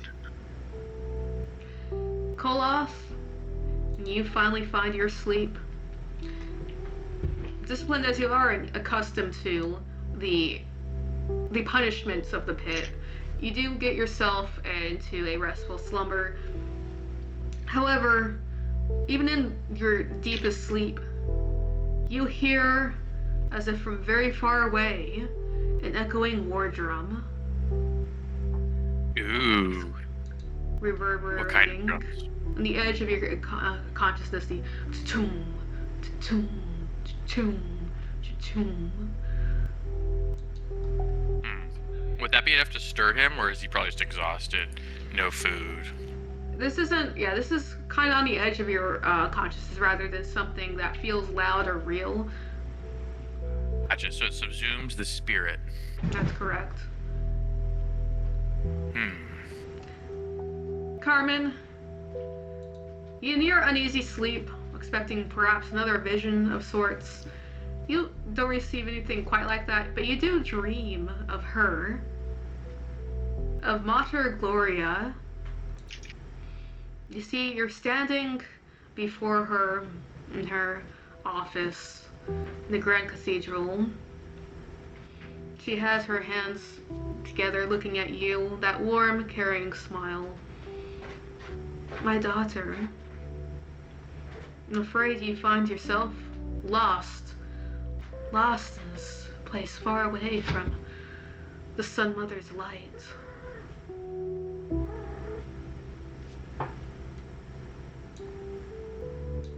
Oh, sorry, say that again, Bird. I'll find my way back. And If she's saying it. Go ahead. As she smiles at you, there's this effect like you're watching an old film as her countenance starts to dissolve like a film strip.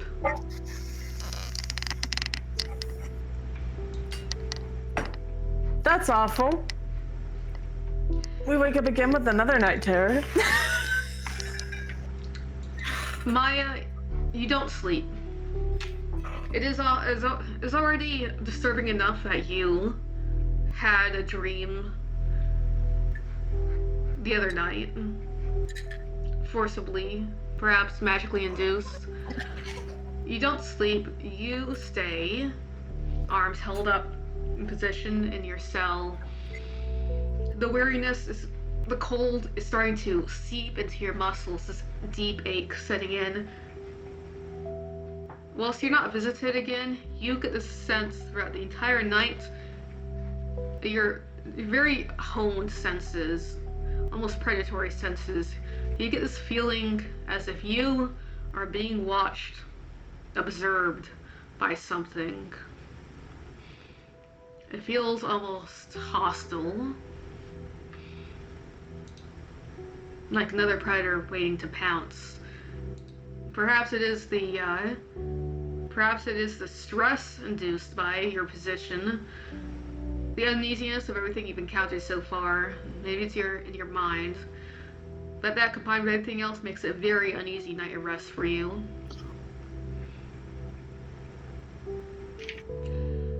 And then that brings us to Edward. Edward, in the past few weeks, you've begun to dream again, vaguely distantly, of that image that has haunted your sleep before. Those three shadowy figures, these long, slender forms that you could never quite make out.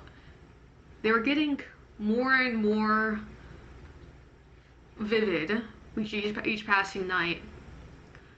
But tonight is very different.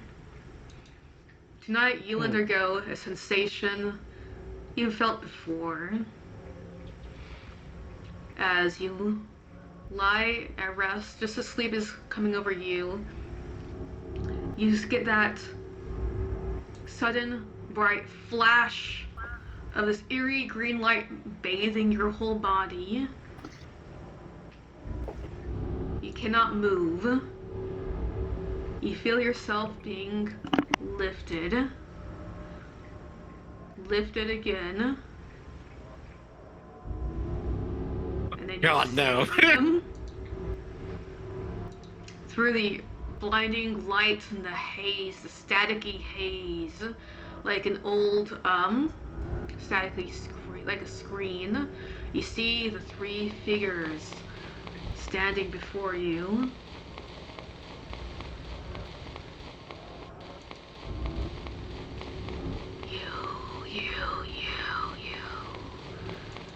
You will perish. You will die. This one will not last without the book. It must use the book. It must use the book.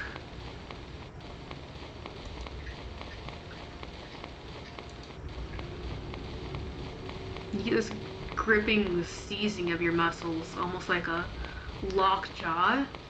Your eyes are open, gazing. All you can do is gaze at them as one of the figures slowly, the one in the middle, makes its way towards you, raising an arm, a very long, altogether too long, slender finger. You. One who must listen. You must remember what was lost.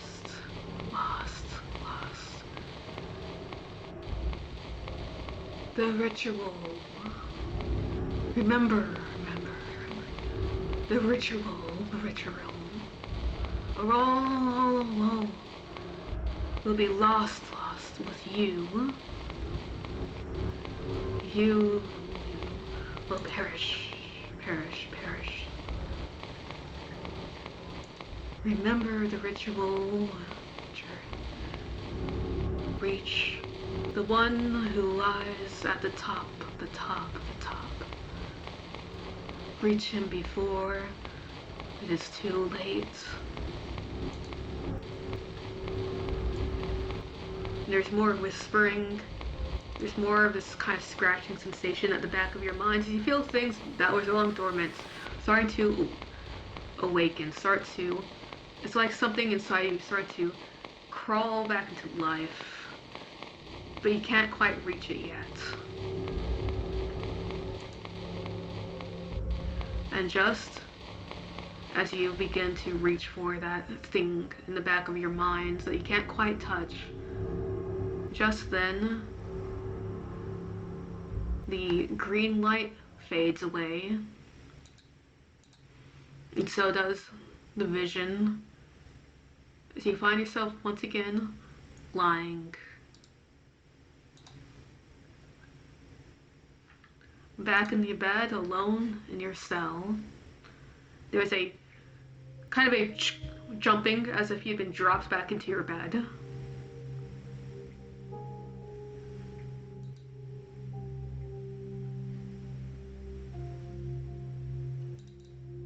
Reflexively, Edward looks around. Callum is not in the cell. And again, reflexively, perhaps in response to this psychic onslaught, he begins to reach out mentally for those within sight, for those within range, to connect.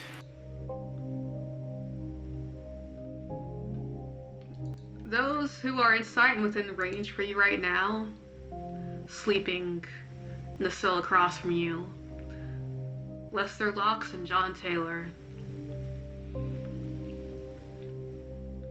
Reflexively, it would reach out for Lester Locks.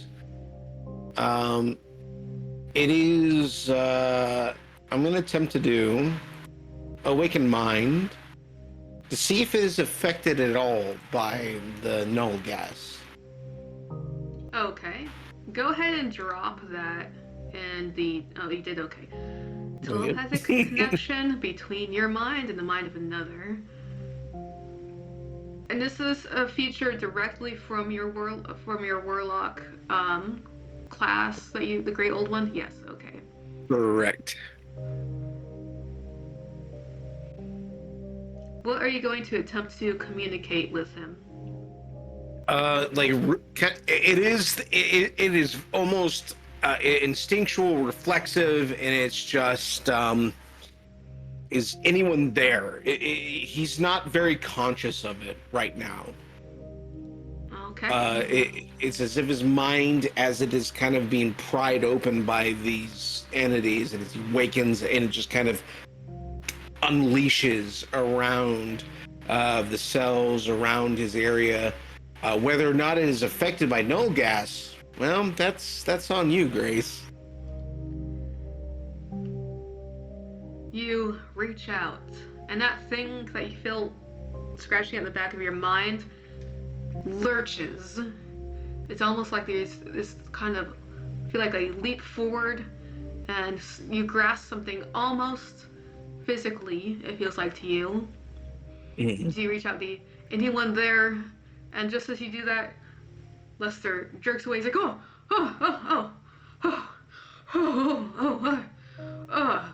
he looks over to yourself.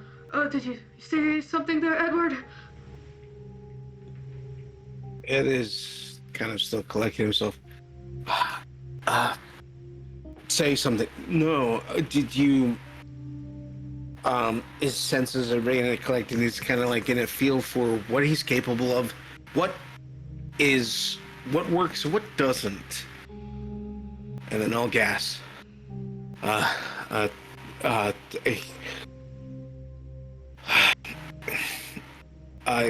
Les, if I woke you up, I'm sorry. I'm had a bit of a nightmare there. I can't blame you. Me too, I think.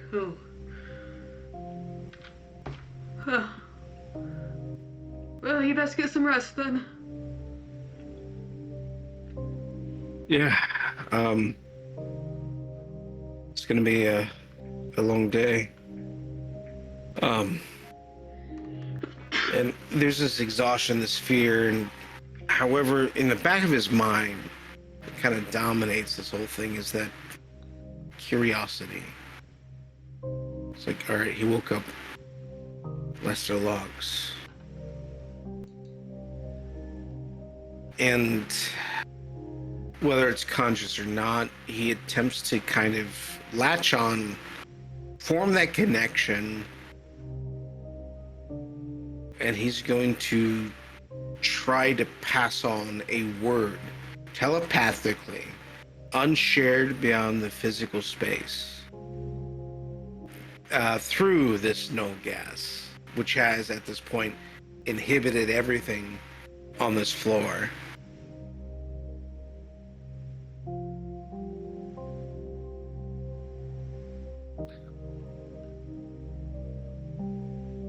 I think you stole me a secret, Les.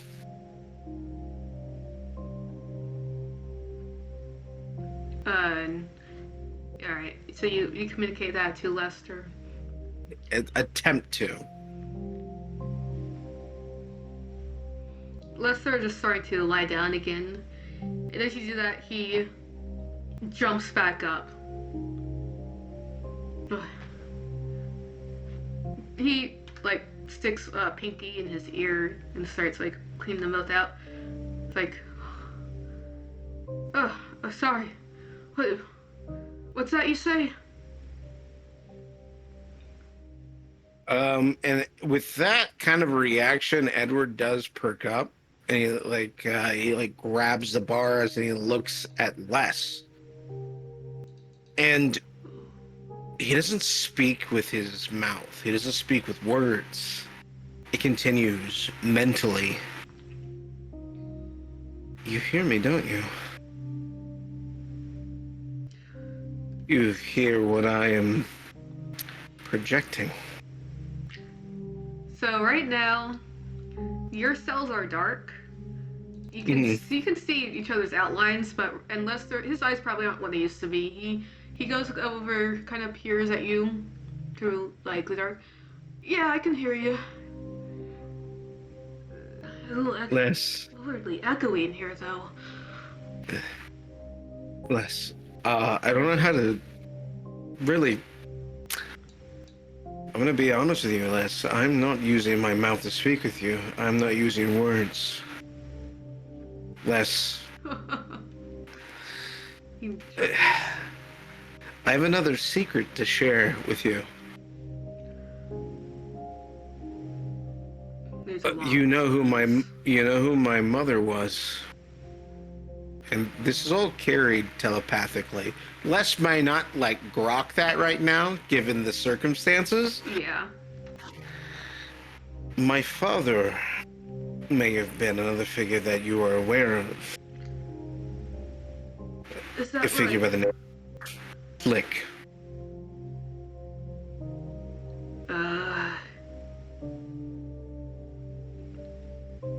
He sits there in the dark. Flick, you say? Yes, of the cult fame.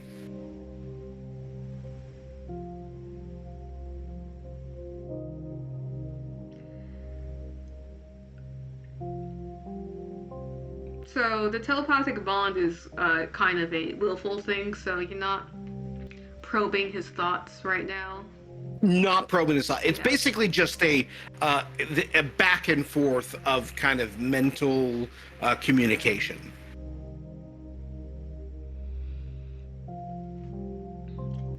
So Lester, you hear him get out of his bed and step to the bars. He's now up, his guy's face pressed up against them. Son. Sounds like you've got a lot more secrets that you haven't told me. What did you do to get in here? Saw something. And against my better judgment, I followed it. It was a book. Started the book. I guess maybe it all started with a letter. When I read it, I saw something. Felt something. I did something. Unfortunately, no one was caught in it. As I've been hinting at quite heavily, Les. I am new to this whole magic thing. That's true. I've been very honest with that at this point. I have, however, I'm not like yourself. Your bunkmate. I've taken a variety of substances. However, none of them were ichor. None of that was that. That was not the source of my abilities. I read a book from my father, the Followers of Flick, the true magic. And when I did that, I started to be able to do things. When I did that, when I came here, what I could do, what I could see, what I could hear, it has only gone stronger. And honestly, I am desperate. I'm hoping that maybe you have an answer, but Les, what you were hearing, despite the distance between us, as limited as it is, I am not talking to you with my mouth. I am not communicating with you with my body. I am talking to you through the null gas with my mind.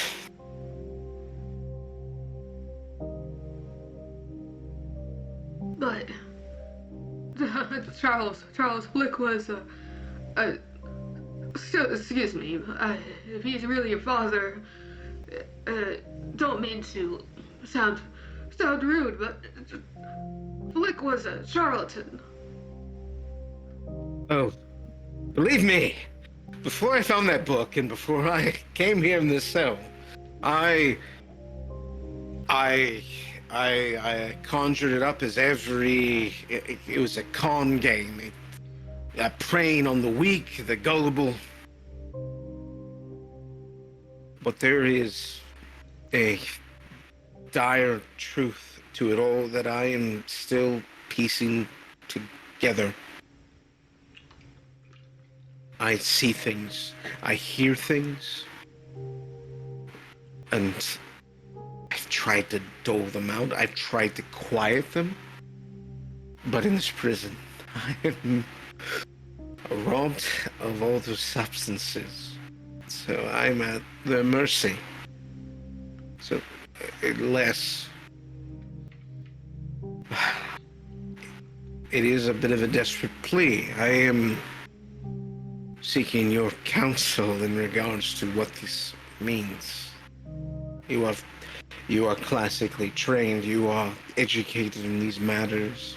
I am a mewling babe when it comes to the arcane. These are the abilities I have, these are the abilities I put forth. Maybe you can make sense of them, but as they are, as I've stated before, in spite of the null gas, I am using magic, or maybe it is something else, to communicate with you. Huh. Okay. All right, there, Sonny. How about this one, huh? If you can communicate with your mind, how about this? All right.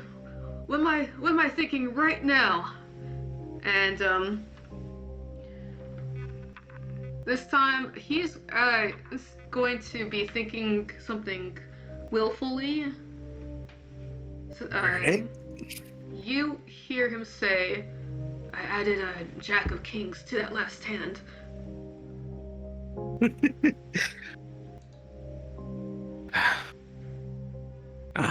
Unless adding cards to a hand after the fact. Jack of Kings. No wonder I lose so often. There is a clang on the bars, and you hear it fall over, hit the floor, and it's like, oh, my back. Sonny, but how? How could you be the null gas? No gas. I mean, it's like you said before, right? That prisoner. No gas doesn't affect him. Maybe he's using some kind of special magic, like what I'm using now, goes against the established conventions.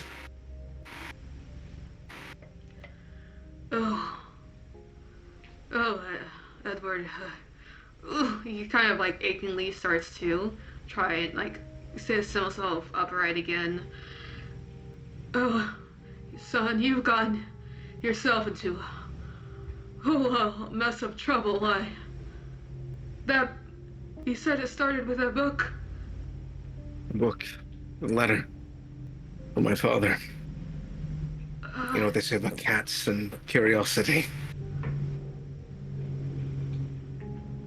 This book couldn't possibly have been, do you think, ancient Ambrosian? Could it? It was an old text. The more I read it, the more I looked at it, it revealed itself as if the lines untwisted, unraveled.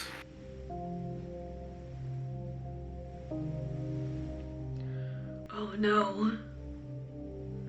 He crawls over to his bed and sits back into it. Oh no. Where's the book now? I'm not sure. It was in my person when I was arrested, confiscated. I imagine it's among the effects in the prison, or maybe elsewhere. I'm not sure. However, Lester. Yes? I saw a vision. I saw me and other inmates against these creatures, these profane entities.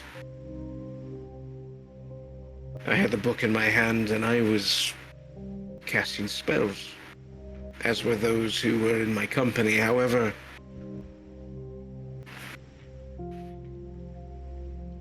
as we were defending ourselves against these monstrosities, you were not there.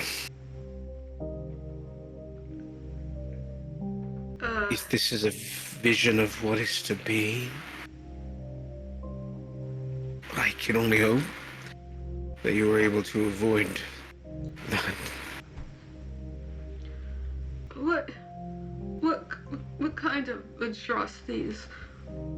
Undead, ghoulish zombies. I confess I'm precious little when it comes to the evils of the world. But the pallor, the decay was unmistakable.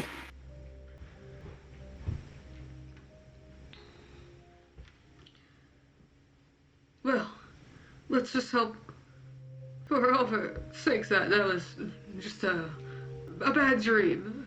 Of course, it's not unusual for people who come into contact with ancient and frozen artifacts to lose their grip on things. It has a way of doing that to people. You start to hear and see things that aren't there. So you have an idea, a passing knowledge of Ambrosian artifacts and their effects on people. Oh, this is not my area of study.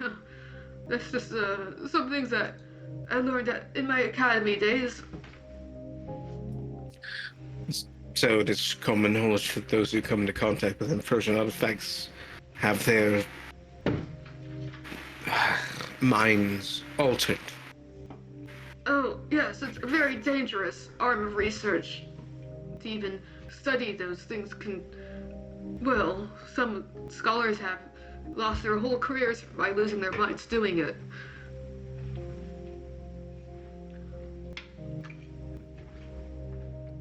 I only saw the book once, fortunately, or unfortunately.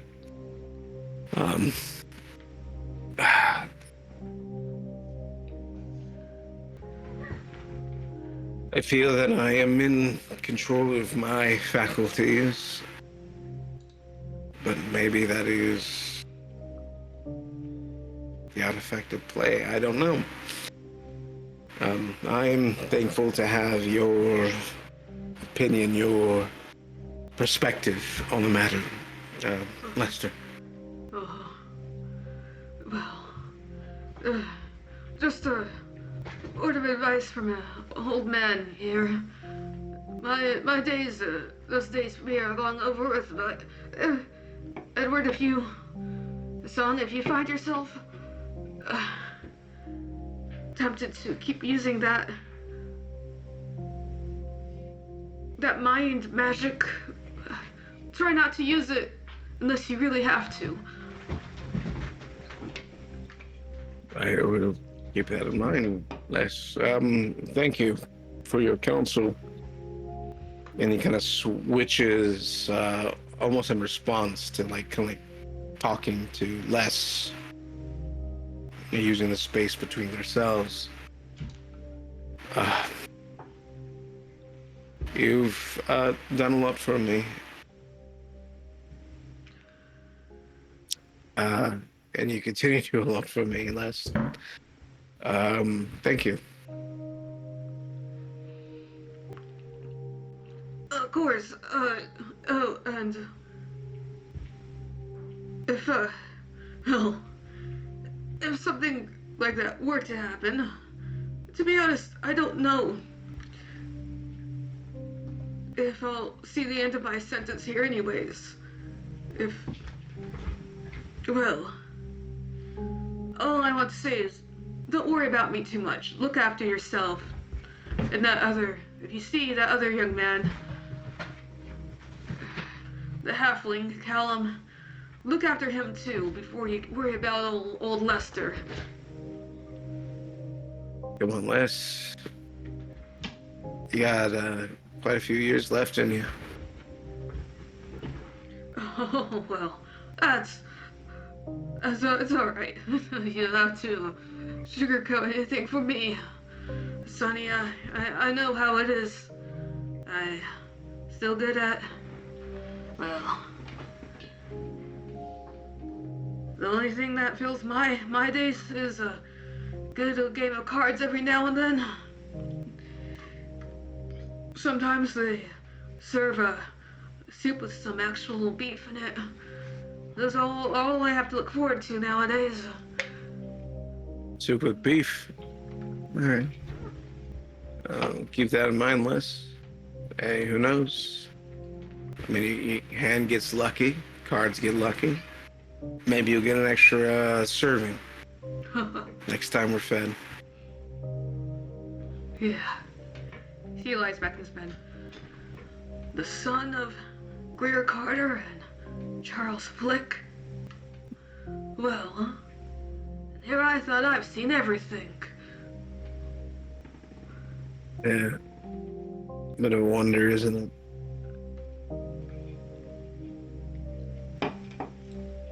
You keep your nose clean, I'm sure you'll make it out of here. Yeah.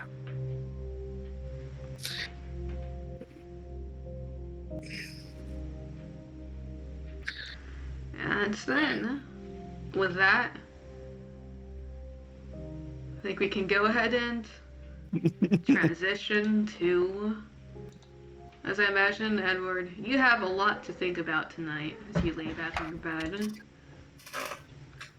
But the rest of your sleep will not be interrupted. What happens in the morning? The morning. So, well, actually, real quick, before I get to the morning, let me check. Koloth and Maya, what are your passive perceptions? And I'm going to lower this for those of you who have to sleep, aka Koloth. Oh. Koloth Oh my God. doesn't do anything passively. He's a very active man. Okay. So what is it? Why do you gotta ask questions like that? 11? And Maya? 16. Maya, sometime during the night as you are in your trance, you hear from down the hall a strangled scream, a "Ah!" cut short.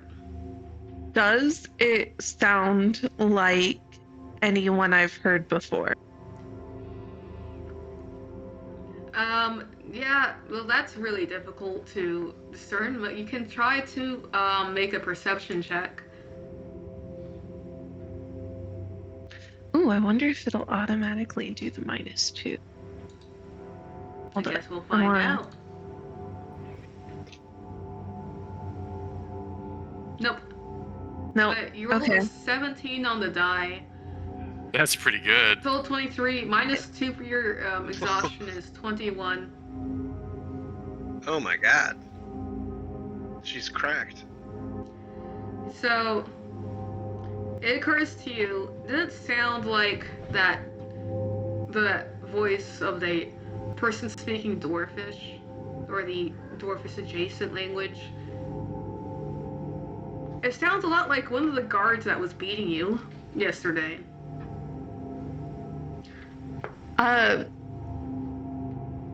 Maya is pretty happy about that, honestly.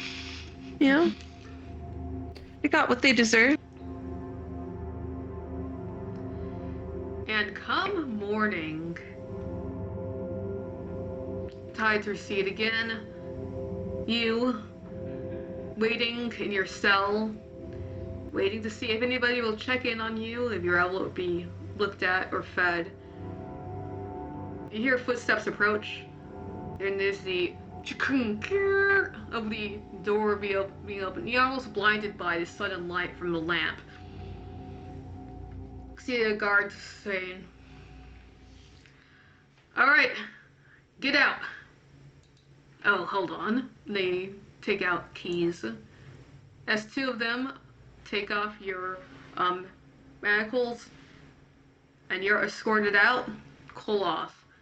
You never know how long you're going to be put in the pit. In fact, that seems to be intentional, perhaps part of the torture.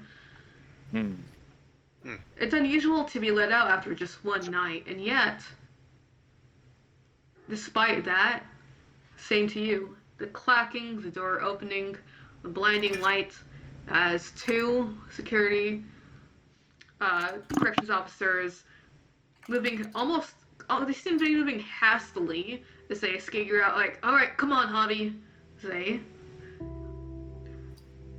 escort you back to your cell.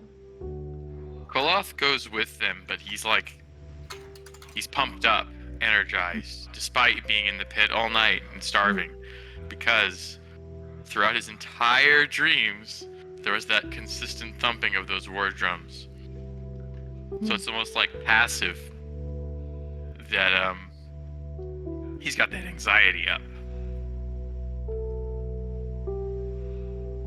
Alright, and what are your passive insights, Maya and Koloth? 14.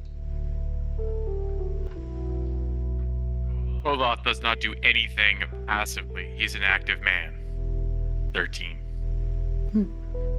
Oh, we're pretty close. Not bad, yeah. But, you know, if he knew that he was looking into something, it'd certainly be different.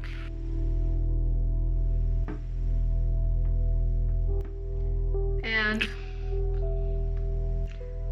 both of you sense this weird tenseness among the corrections officers as they were escorting out. And it doesn't seem to be, this time, especially Koloth, for once it's not really directed at you in any way. There's this sense of unease. Did you see it? Koloth asks one of the guards escorting him, your ancestor earlier. Did you see them? Oh, what are you talking about? We received a message in the night. I was yelling about it earlier. There's a lot of yelling last night. Why don't you keep your mouth shut, Hob? You know me, and you know I don't do that. No. I assume you know me. Alright, how about this? You keep your mouth shut about anything you might have heard, or I'll shut it for you.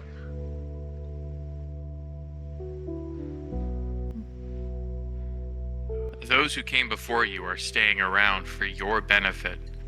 You should at least look into it if you have the chance. You could be in danger. They wouldn't be revisiting for no reason. And then he raises his hand like, that's all from me. Just had to say it. Well, actually he doesn't, because he's what? He's crippled, but he kind of like nods his head enough. They usually keep it manacled while they're moving. The other officer who's kind of on your other side's like, what's he talking about? And he's like, I don't know, damn hob. Spent one night in the pit and he's already crazy. Is Maya close enough to hear them?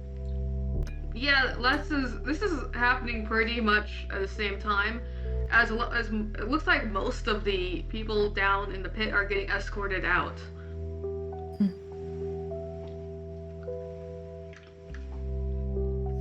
She's going to start like kind of making a little bit of a fuss. So y'all wouldn't happen to have heard of the Garrodi, right? And the officer you're talking is like, huh? No. What about the one that devours? Nothing like that? No. I'm gonna roll a percentile die just to see if there's any like dwarf or any people who might know dwarvish officers around you. But it's gonna be pretty low. Hey, you can roll low.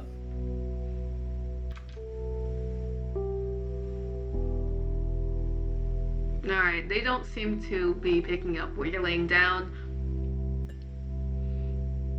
How'd you guys sleep last night? I mean, down where we were, not great.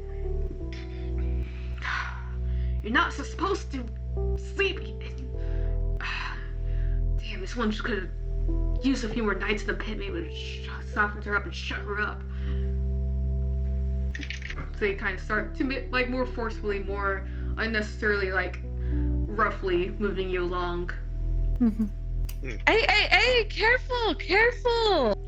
What? You gonna spoil the next range of Rick film to me? Look, if you keep getting if you keep getting my bruises, I might.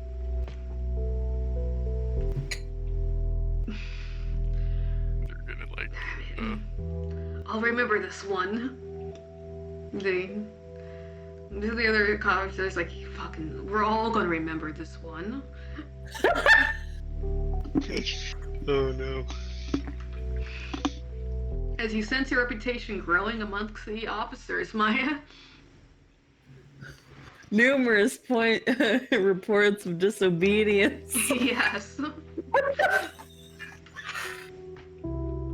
You know, I'm told I'm very memorable. You want to give me your stick again? No. I'll give it to the back of your head. Oh, no, that's not necessary. You don't need to do that. Good, then shut up.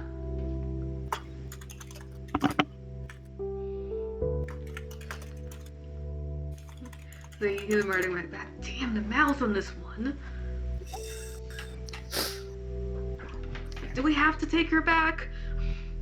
They almost seem to be debating it now. Yeah, you could just let me go. I said shut up! I'm just trying to help. Maya makes it so difficult to be let out of a punishment. Anyways. Please just come back to her cell in one piece.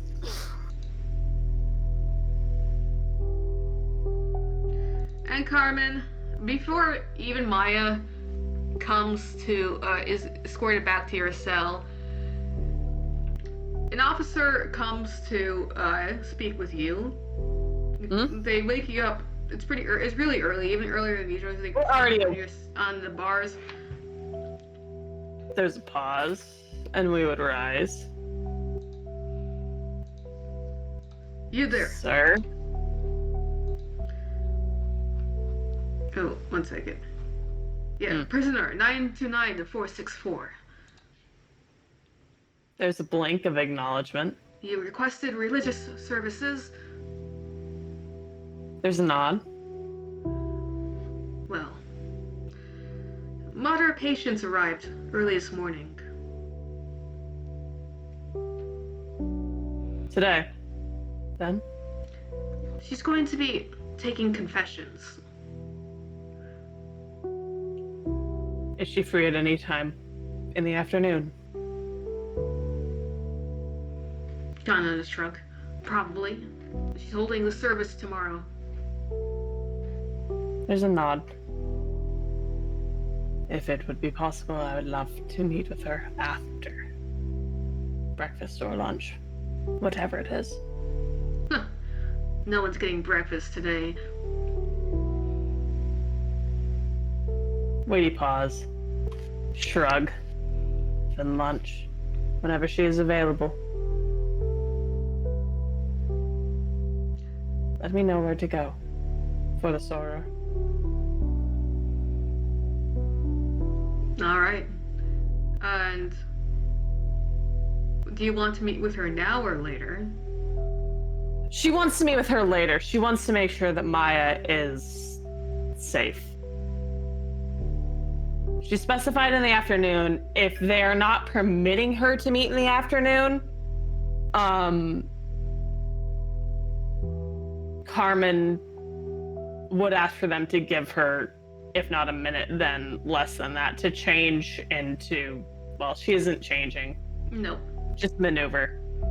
And she would put blankets on the ground, and within the blankets, because Carmen never leaves blankets on the ground, and Maya would know this, would be the biscuit.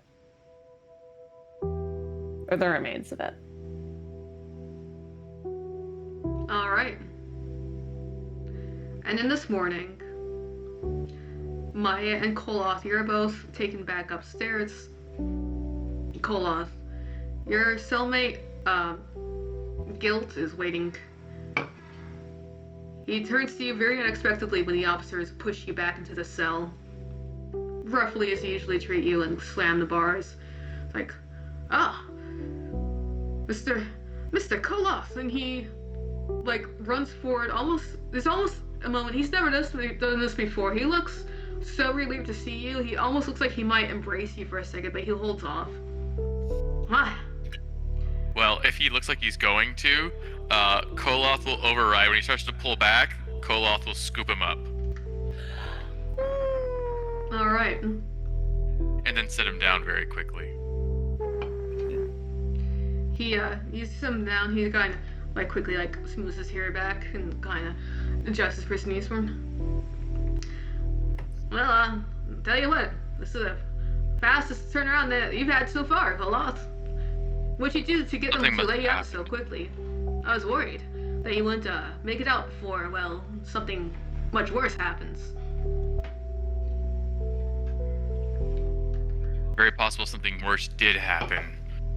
I saw a spirit last night.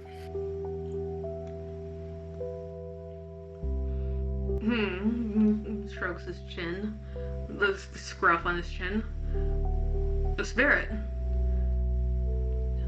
Well, there's a few kinds of those. What exactly do you mean? It tried to warn us. It was shaped like a dwarf, but it clearly had been in some kind of conflict or emergency. It was chattering at me about something. Unfortunately, your ancestors don't speak the tongue of mine.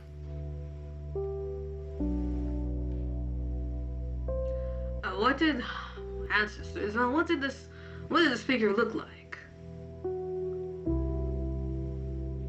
It was a lightly defended dwarf with an axe. It armored very minorly, but it seemed panicked, and it was in the cells. I see. It did not mean ill. It walked straight through me to leave the cell. But I had a message. I don't speak its language, though. Gull will try to pull back to some of the words, and he will rattle a couple of them off at random. So he gets a few of them that are probably not important before he actually hits Garoti, and just kind of like checking if he's heard them. Garoti. How interesting. That's dwarfish, alright. A bit archaic. Garoti. Like something that. Oh. It's a noun form of a verb to devour. Something that devours. Yeah, that's right. That settles it. Don't you see, Mr. Koloth? It's the thing from the dream. That's correct. Yes, the ghosts, the dream, it's all connected. We have to get to the library. He grabs you by the shoulders and says, we have to talk to the others about this. They aren't likely to let me go so soon. Well, you're not a free man, but you're out of the pit at least. If that Maya can still walk, we probably need to speak with her. It seemed like she might have heard it too. Maya. That's right. Was that young, the other young dame with a bit of elf blood in her? Yeah. Right. The smaller of the warriors we met the other day. Okay. Yes, did they let her out? I think I heard her moving. They were smashing someone against the wall, and I assume it would be her rather than anyone else.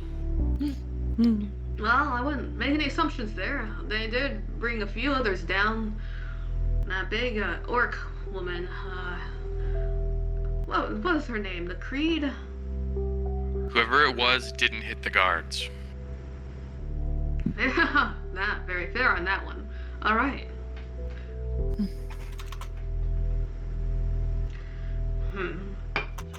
Are they feeding us this morning? No breakfast, it looks like. You must be plumb hungry. He kind of arches an eyebrow. Reaches I up his fasted sleeve before. and takes out a biscuit. Oh, my thanks. Koth will take it and split it in half and give him back half. Well, thank you for your kindness, but your stomach must feel emptier than, well, the dungeons downstairs. Eat with me. Alright, and you guys have your meager breakfast together, and Carmen, your patience is paid off. As you wait there, you are reunited with Maya. Looking over her, we would only give a brief glance over before Carmen would say, "Are you good?" You know, I've been better. But I had the most amazing night. There's a raised eye, and would the guard leave? Or would they stay? In this instance, how close is this to roll call? This is after when you normally be taken after roll call, when you normally be taken for breakfast, which you are not today. So would Carmen be correct in assuming that we're probably not going to get called for either an early meeting or any sort of interaction with the warden? Has it been past that time? Well, right now it's past breakfast time. You're not sure about lunch yet. Even so, Carmen would walk over to Maya. Are any of the bruises still present from the beating that she was granted by the guards? Oh, yeah. Oh, yeah. She's covered. She's got like a black eye. Her cheeks swollen. It's not a good look. There's a pause. And there's a considering look. And Carmen would reach out and offer a hand, open and without comment. Maya's highly confused and is just going to touch her hand. There would be a moment of energy, a moment of respite, almost a shock between the touch between Maya's fingers and Carmen's own. And I'm going to give you back just 5 points of healing. Oh, Carmen 30. would say, it doesn't matter. I don't care. Okay. Carmen would say, what did you learn of the pit?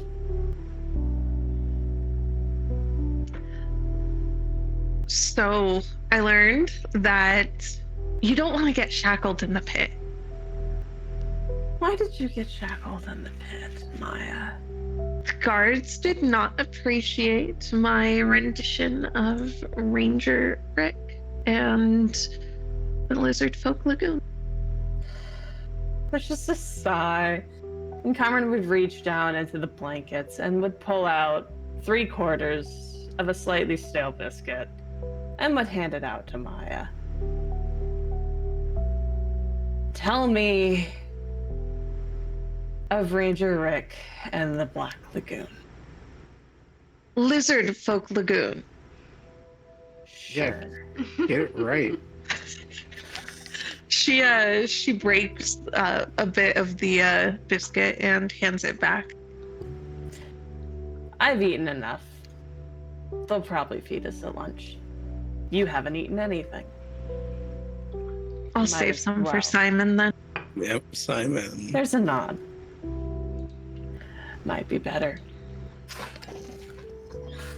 He I get it. certainly needs it. He's so fucking fat, Maya. He has a whole family to feed. And yet he's still so fat. Yes, because he needs to be the biggest rat. He's been fighting other rats. Did you not notice his ear? Oh no, I noticed his ear. The ear doesn't change the fact that he can barely fit through the crack in the wall. He's fine. There's a Man. pause, a sway to sway, if you say so.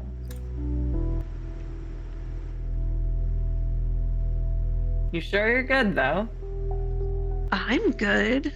I don't know about the dwarf ghosts down below, but I'm good. Dwarf ghost? Yes, there's dwarf ghosts. They seem to be very panicked.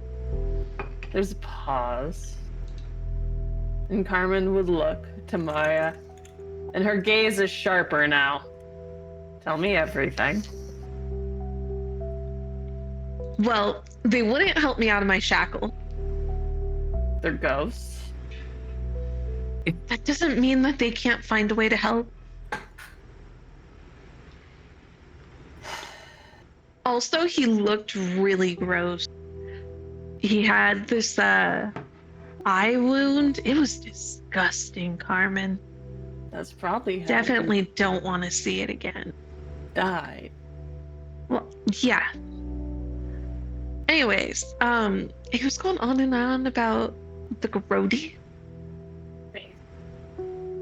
GM, Yes. would Carmen, in any of her prior instances or any of her prior, probably wouldn't be missions, but at least lessons, have been taught or have heard of a being called a Garoti? No. Cool. Mm. There's a nod. What is a Garoti? I said it was something that devours. Also, there's supposed to be like a barricade. It's not going to hold much longer, apparently.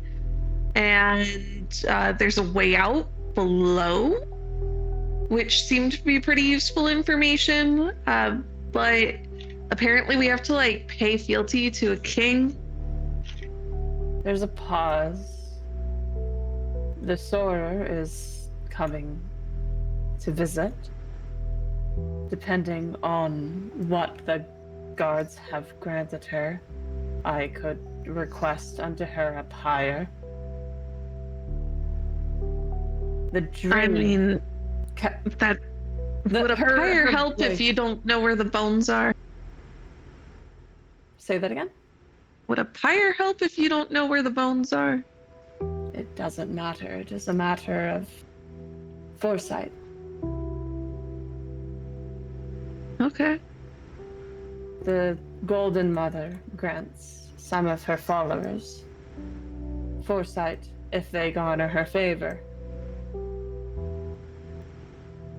On the darkest night, to lead those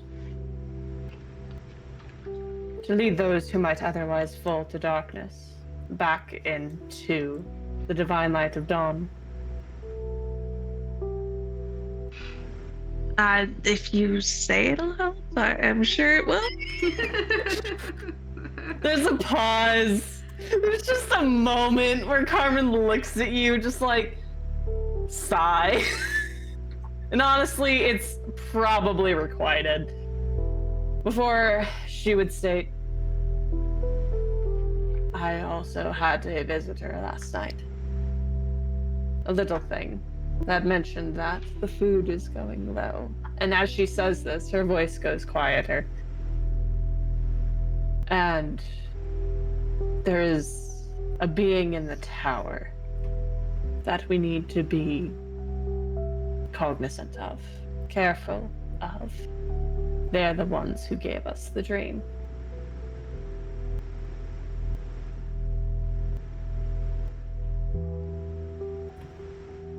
You know, I don't like that. I don't much like that. But there's one other thing I forgot to mention. Sure. One of the guards was screaming last night. Which guard? I was manacled. Oh, why were you manacled? We went through this. They didn't like that I was spoiling Ranger Rick. This is why I told you not to go into the pit. You know, if Mr. Hunt would have just dropped his switchblade, this wouldn't have been an issue. But instead, he decided that he was going to hold on to his shank for dear life. And there's nothing I could do about that except, you know, steal a baton from one of the guards. Indeed. And there's a pause as Carmen would finally release Maya's wrists, which are no longer bruised. Before she would say, even so, it will be important the next few days. What was the dwarven superstitions called? What were they warning of? Say it again. Garoti. Garoti. Garoti. Garoti. I will try to remember it. I will try to remember it when I speak to the soror. Maybe the flames will have an answer. Besides that, make sure to eat anything you can. It's important. The food is dwindling. Starting to. No Keep chance an for eye me out. rabbit anytime soon, then, is there? No. And keep an eye out for new guards, especially since one of them went crying into the night and you weren't able to get. If you weren't able to identify them, we need to make sure. That Well, I mean, it was one of the ones that gave me the bruises. Oh, good. At least they're dead. Oh, no. We shouldn't state that. One, we don't know they're dead. And two, they might just be misled. And three, it is good that they're dead. But anyway, just keep an eye out. Anything that's different, anything that's unique, we need to make sure that we tell the others. I don't know how long I will be with the Sora, but I have tickets. If you're able to get in contact with Edward, the cheekbones, the little mage, tell him of what I told you and what you found. And also, if you can, tell him that Callum is okay. Yeah? Why do I feel like you're more likely to be able to talk to cheekbones than me?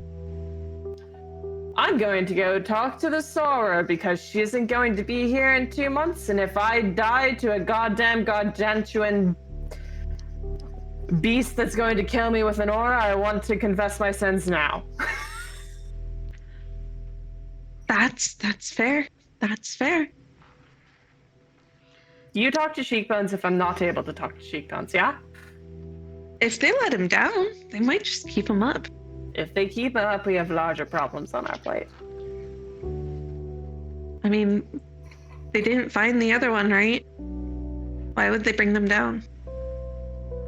There's only one, right? Are there multiple people who have been missing? What? No, Callum. Oh, well. There's a pause, confused. There's they haven't two of found it them. yet. There's one of them. No, there's two of them in the tower. There's Callum and the cheekbones. Well, yes, but Cheekbones is still around. Callum and the Cheekbones sounds like a band. All right. Cheekbones is still around. What is his name? Edward. That's what Callum called him.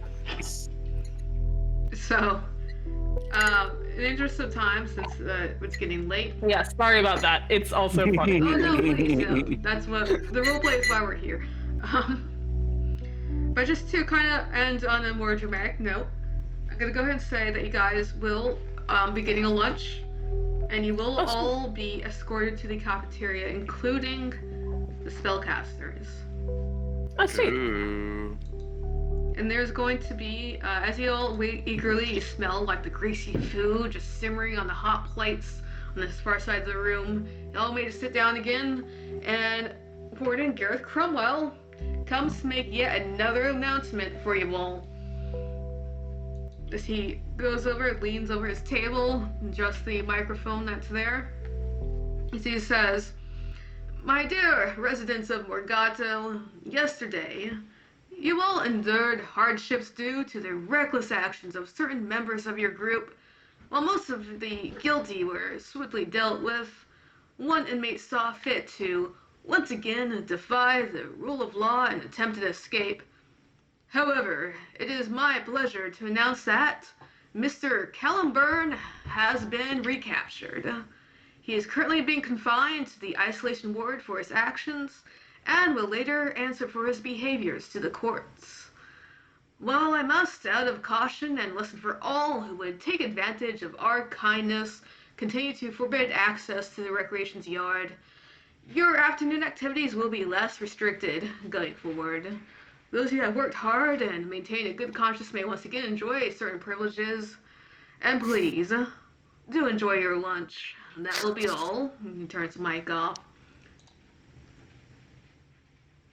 And that's where we can end the session. Well, Bold words. I'm going to consider that he is lying.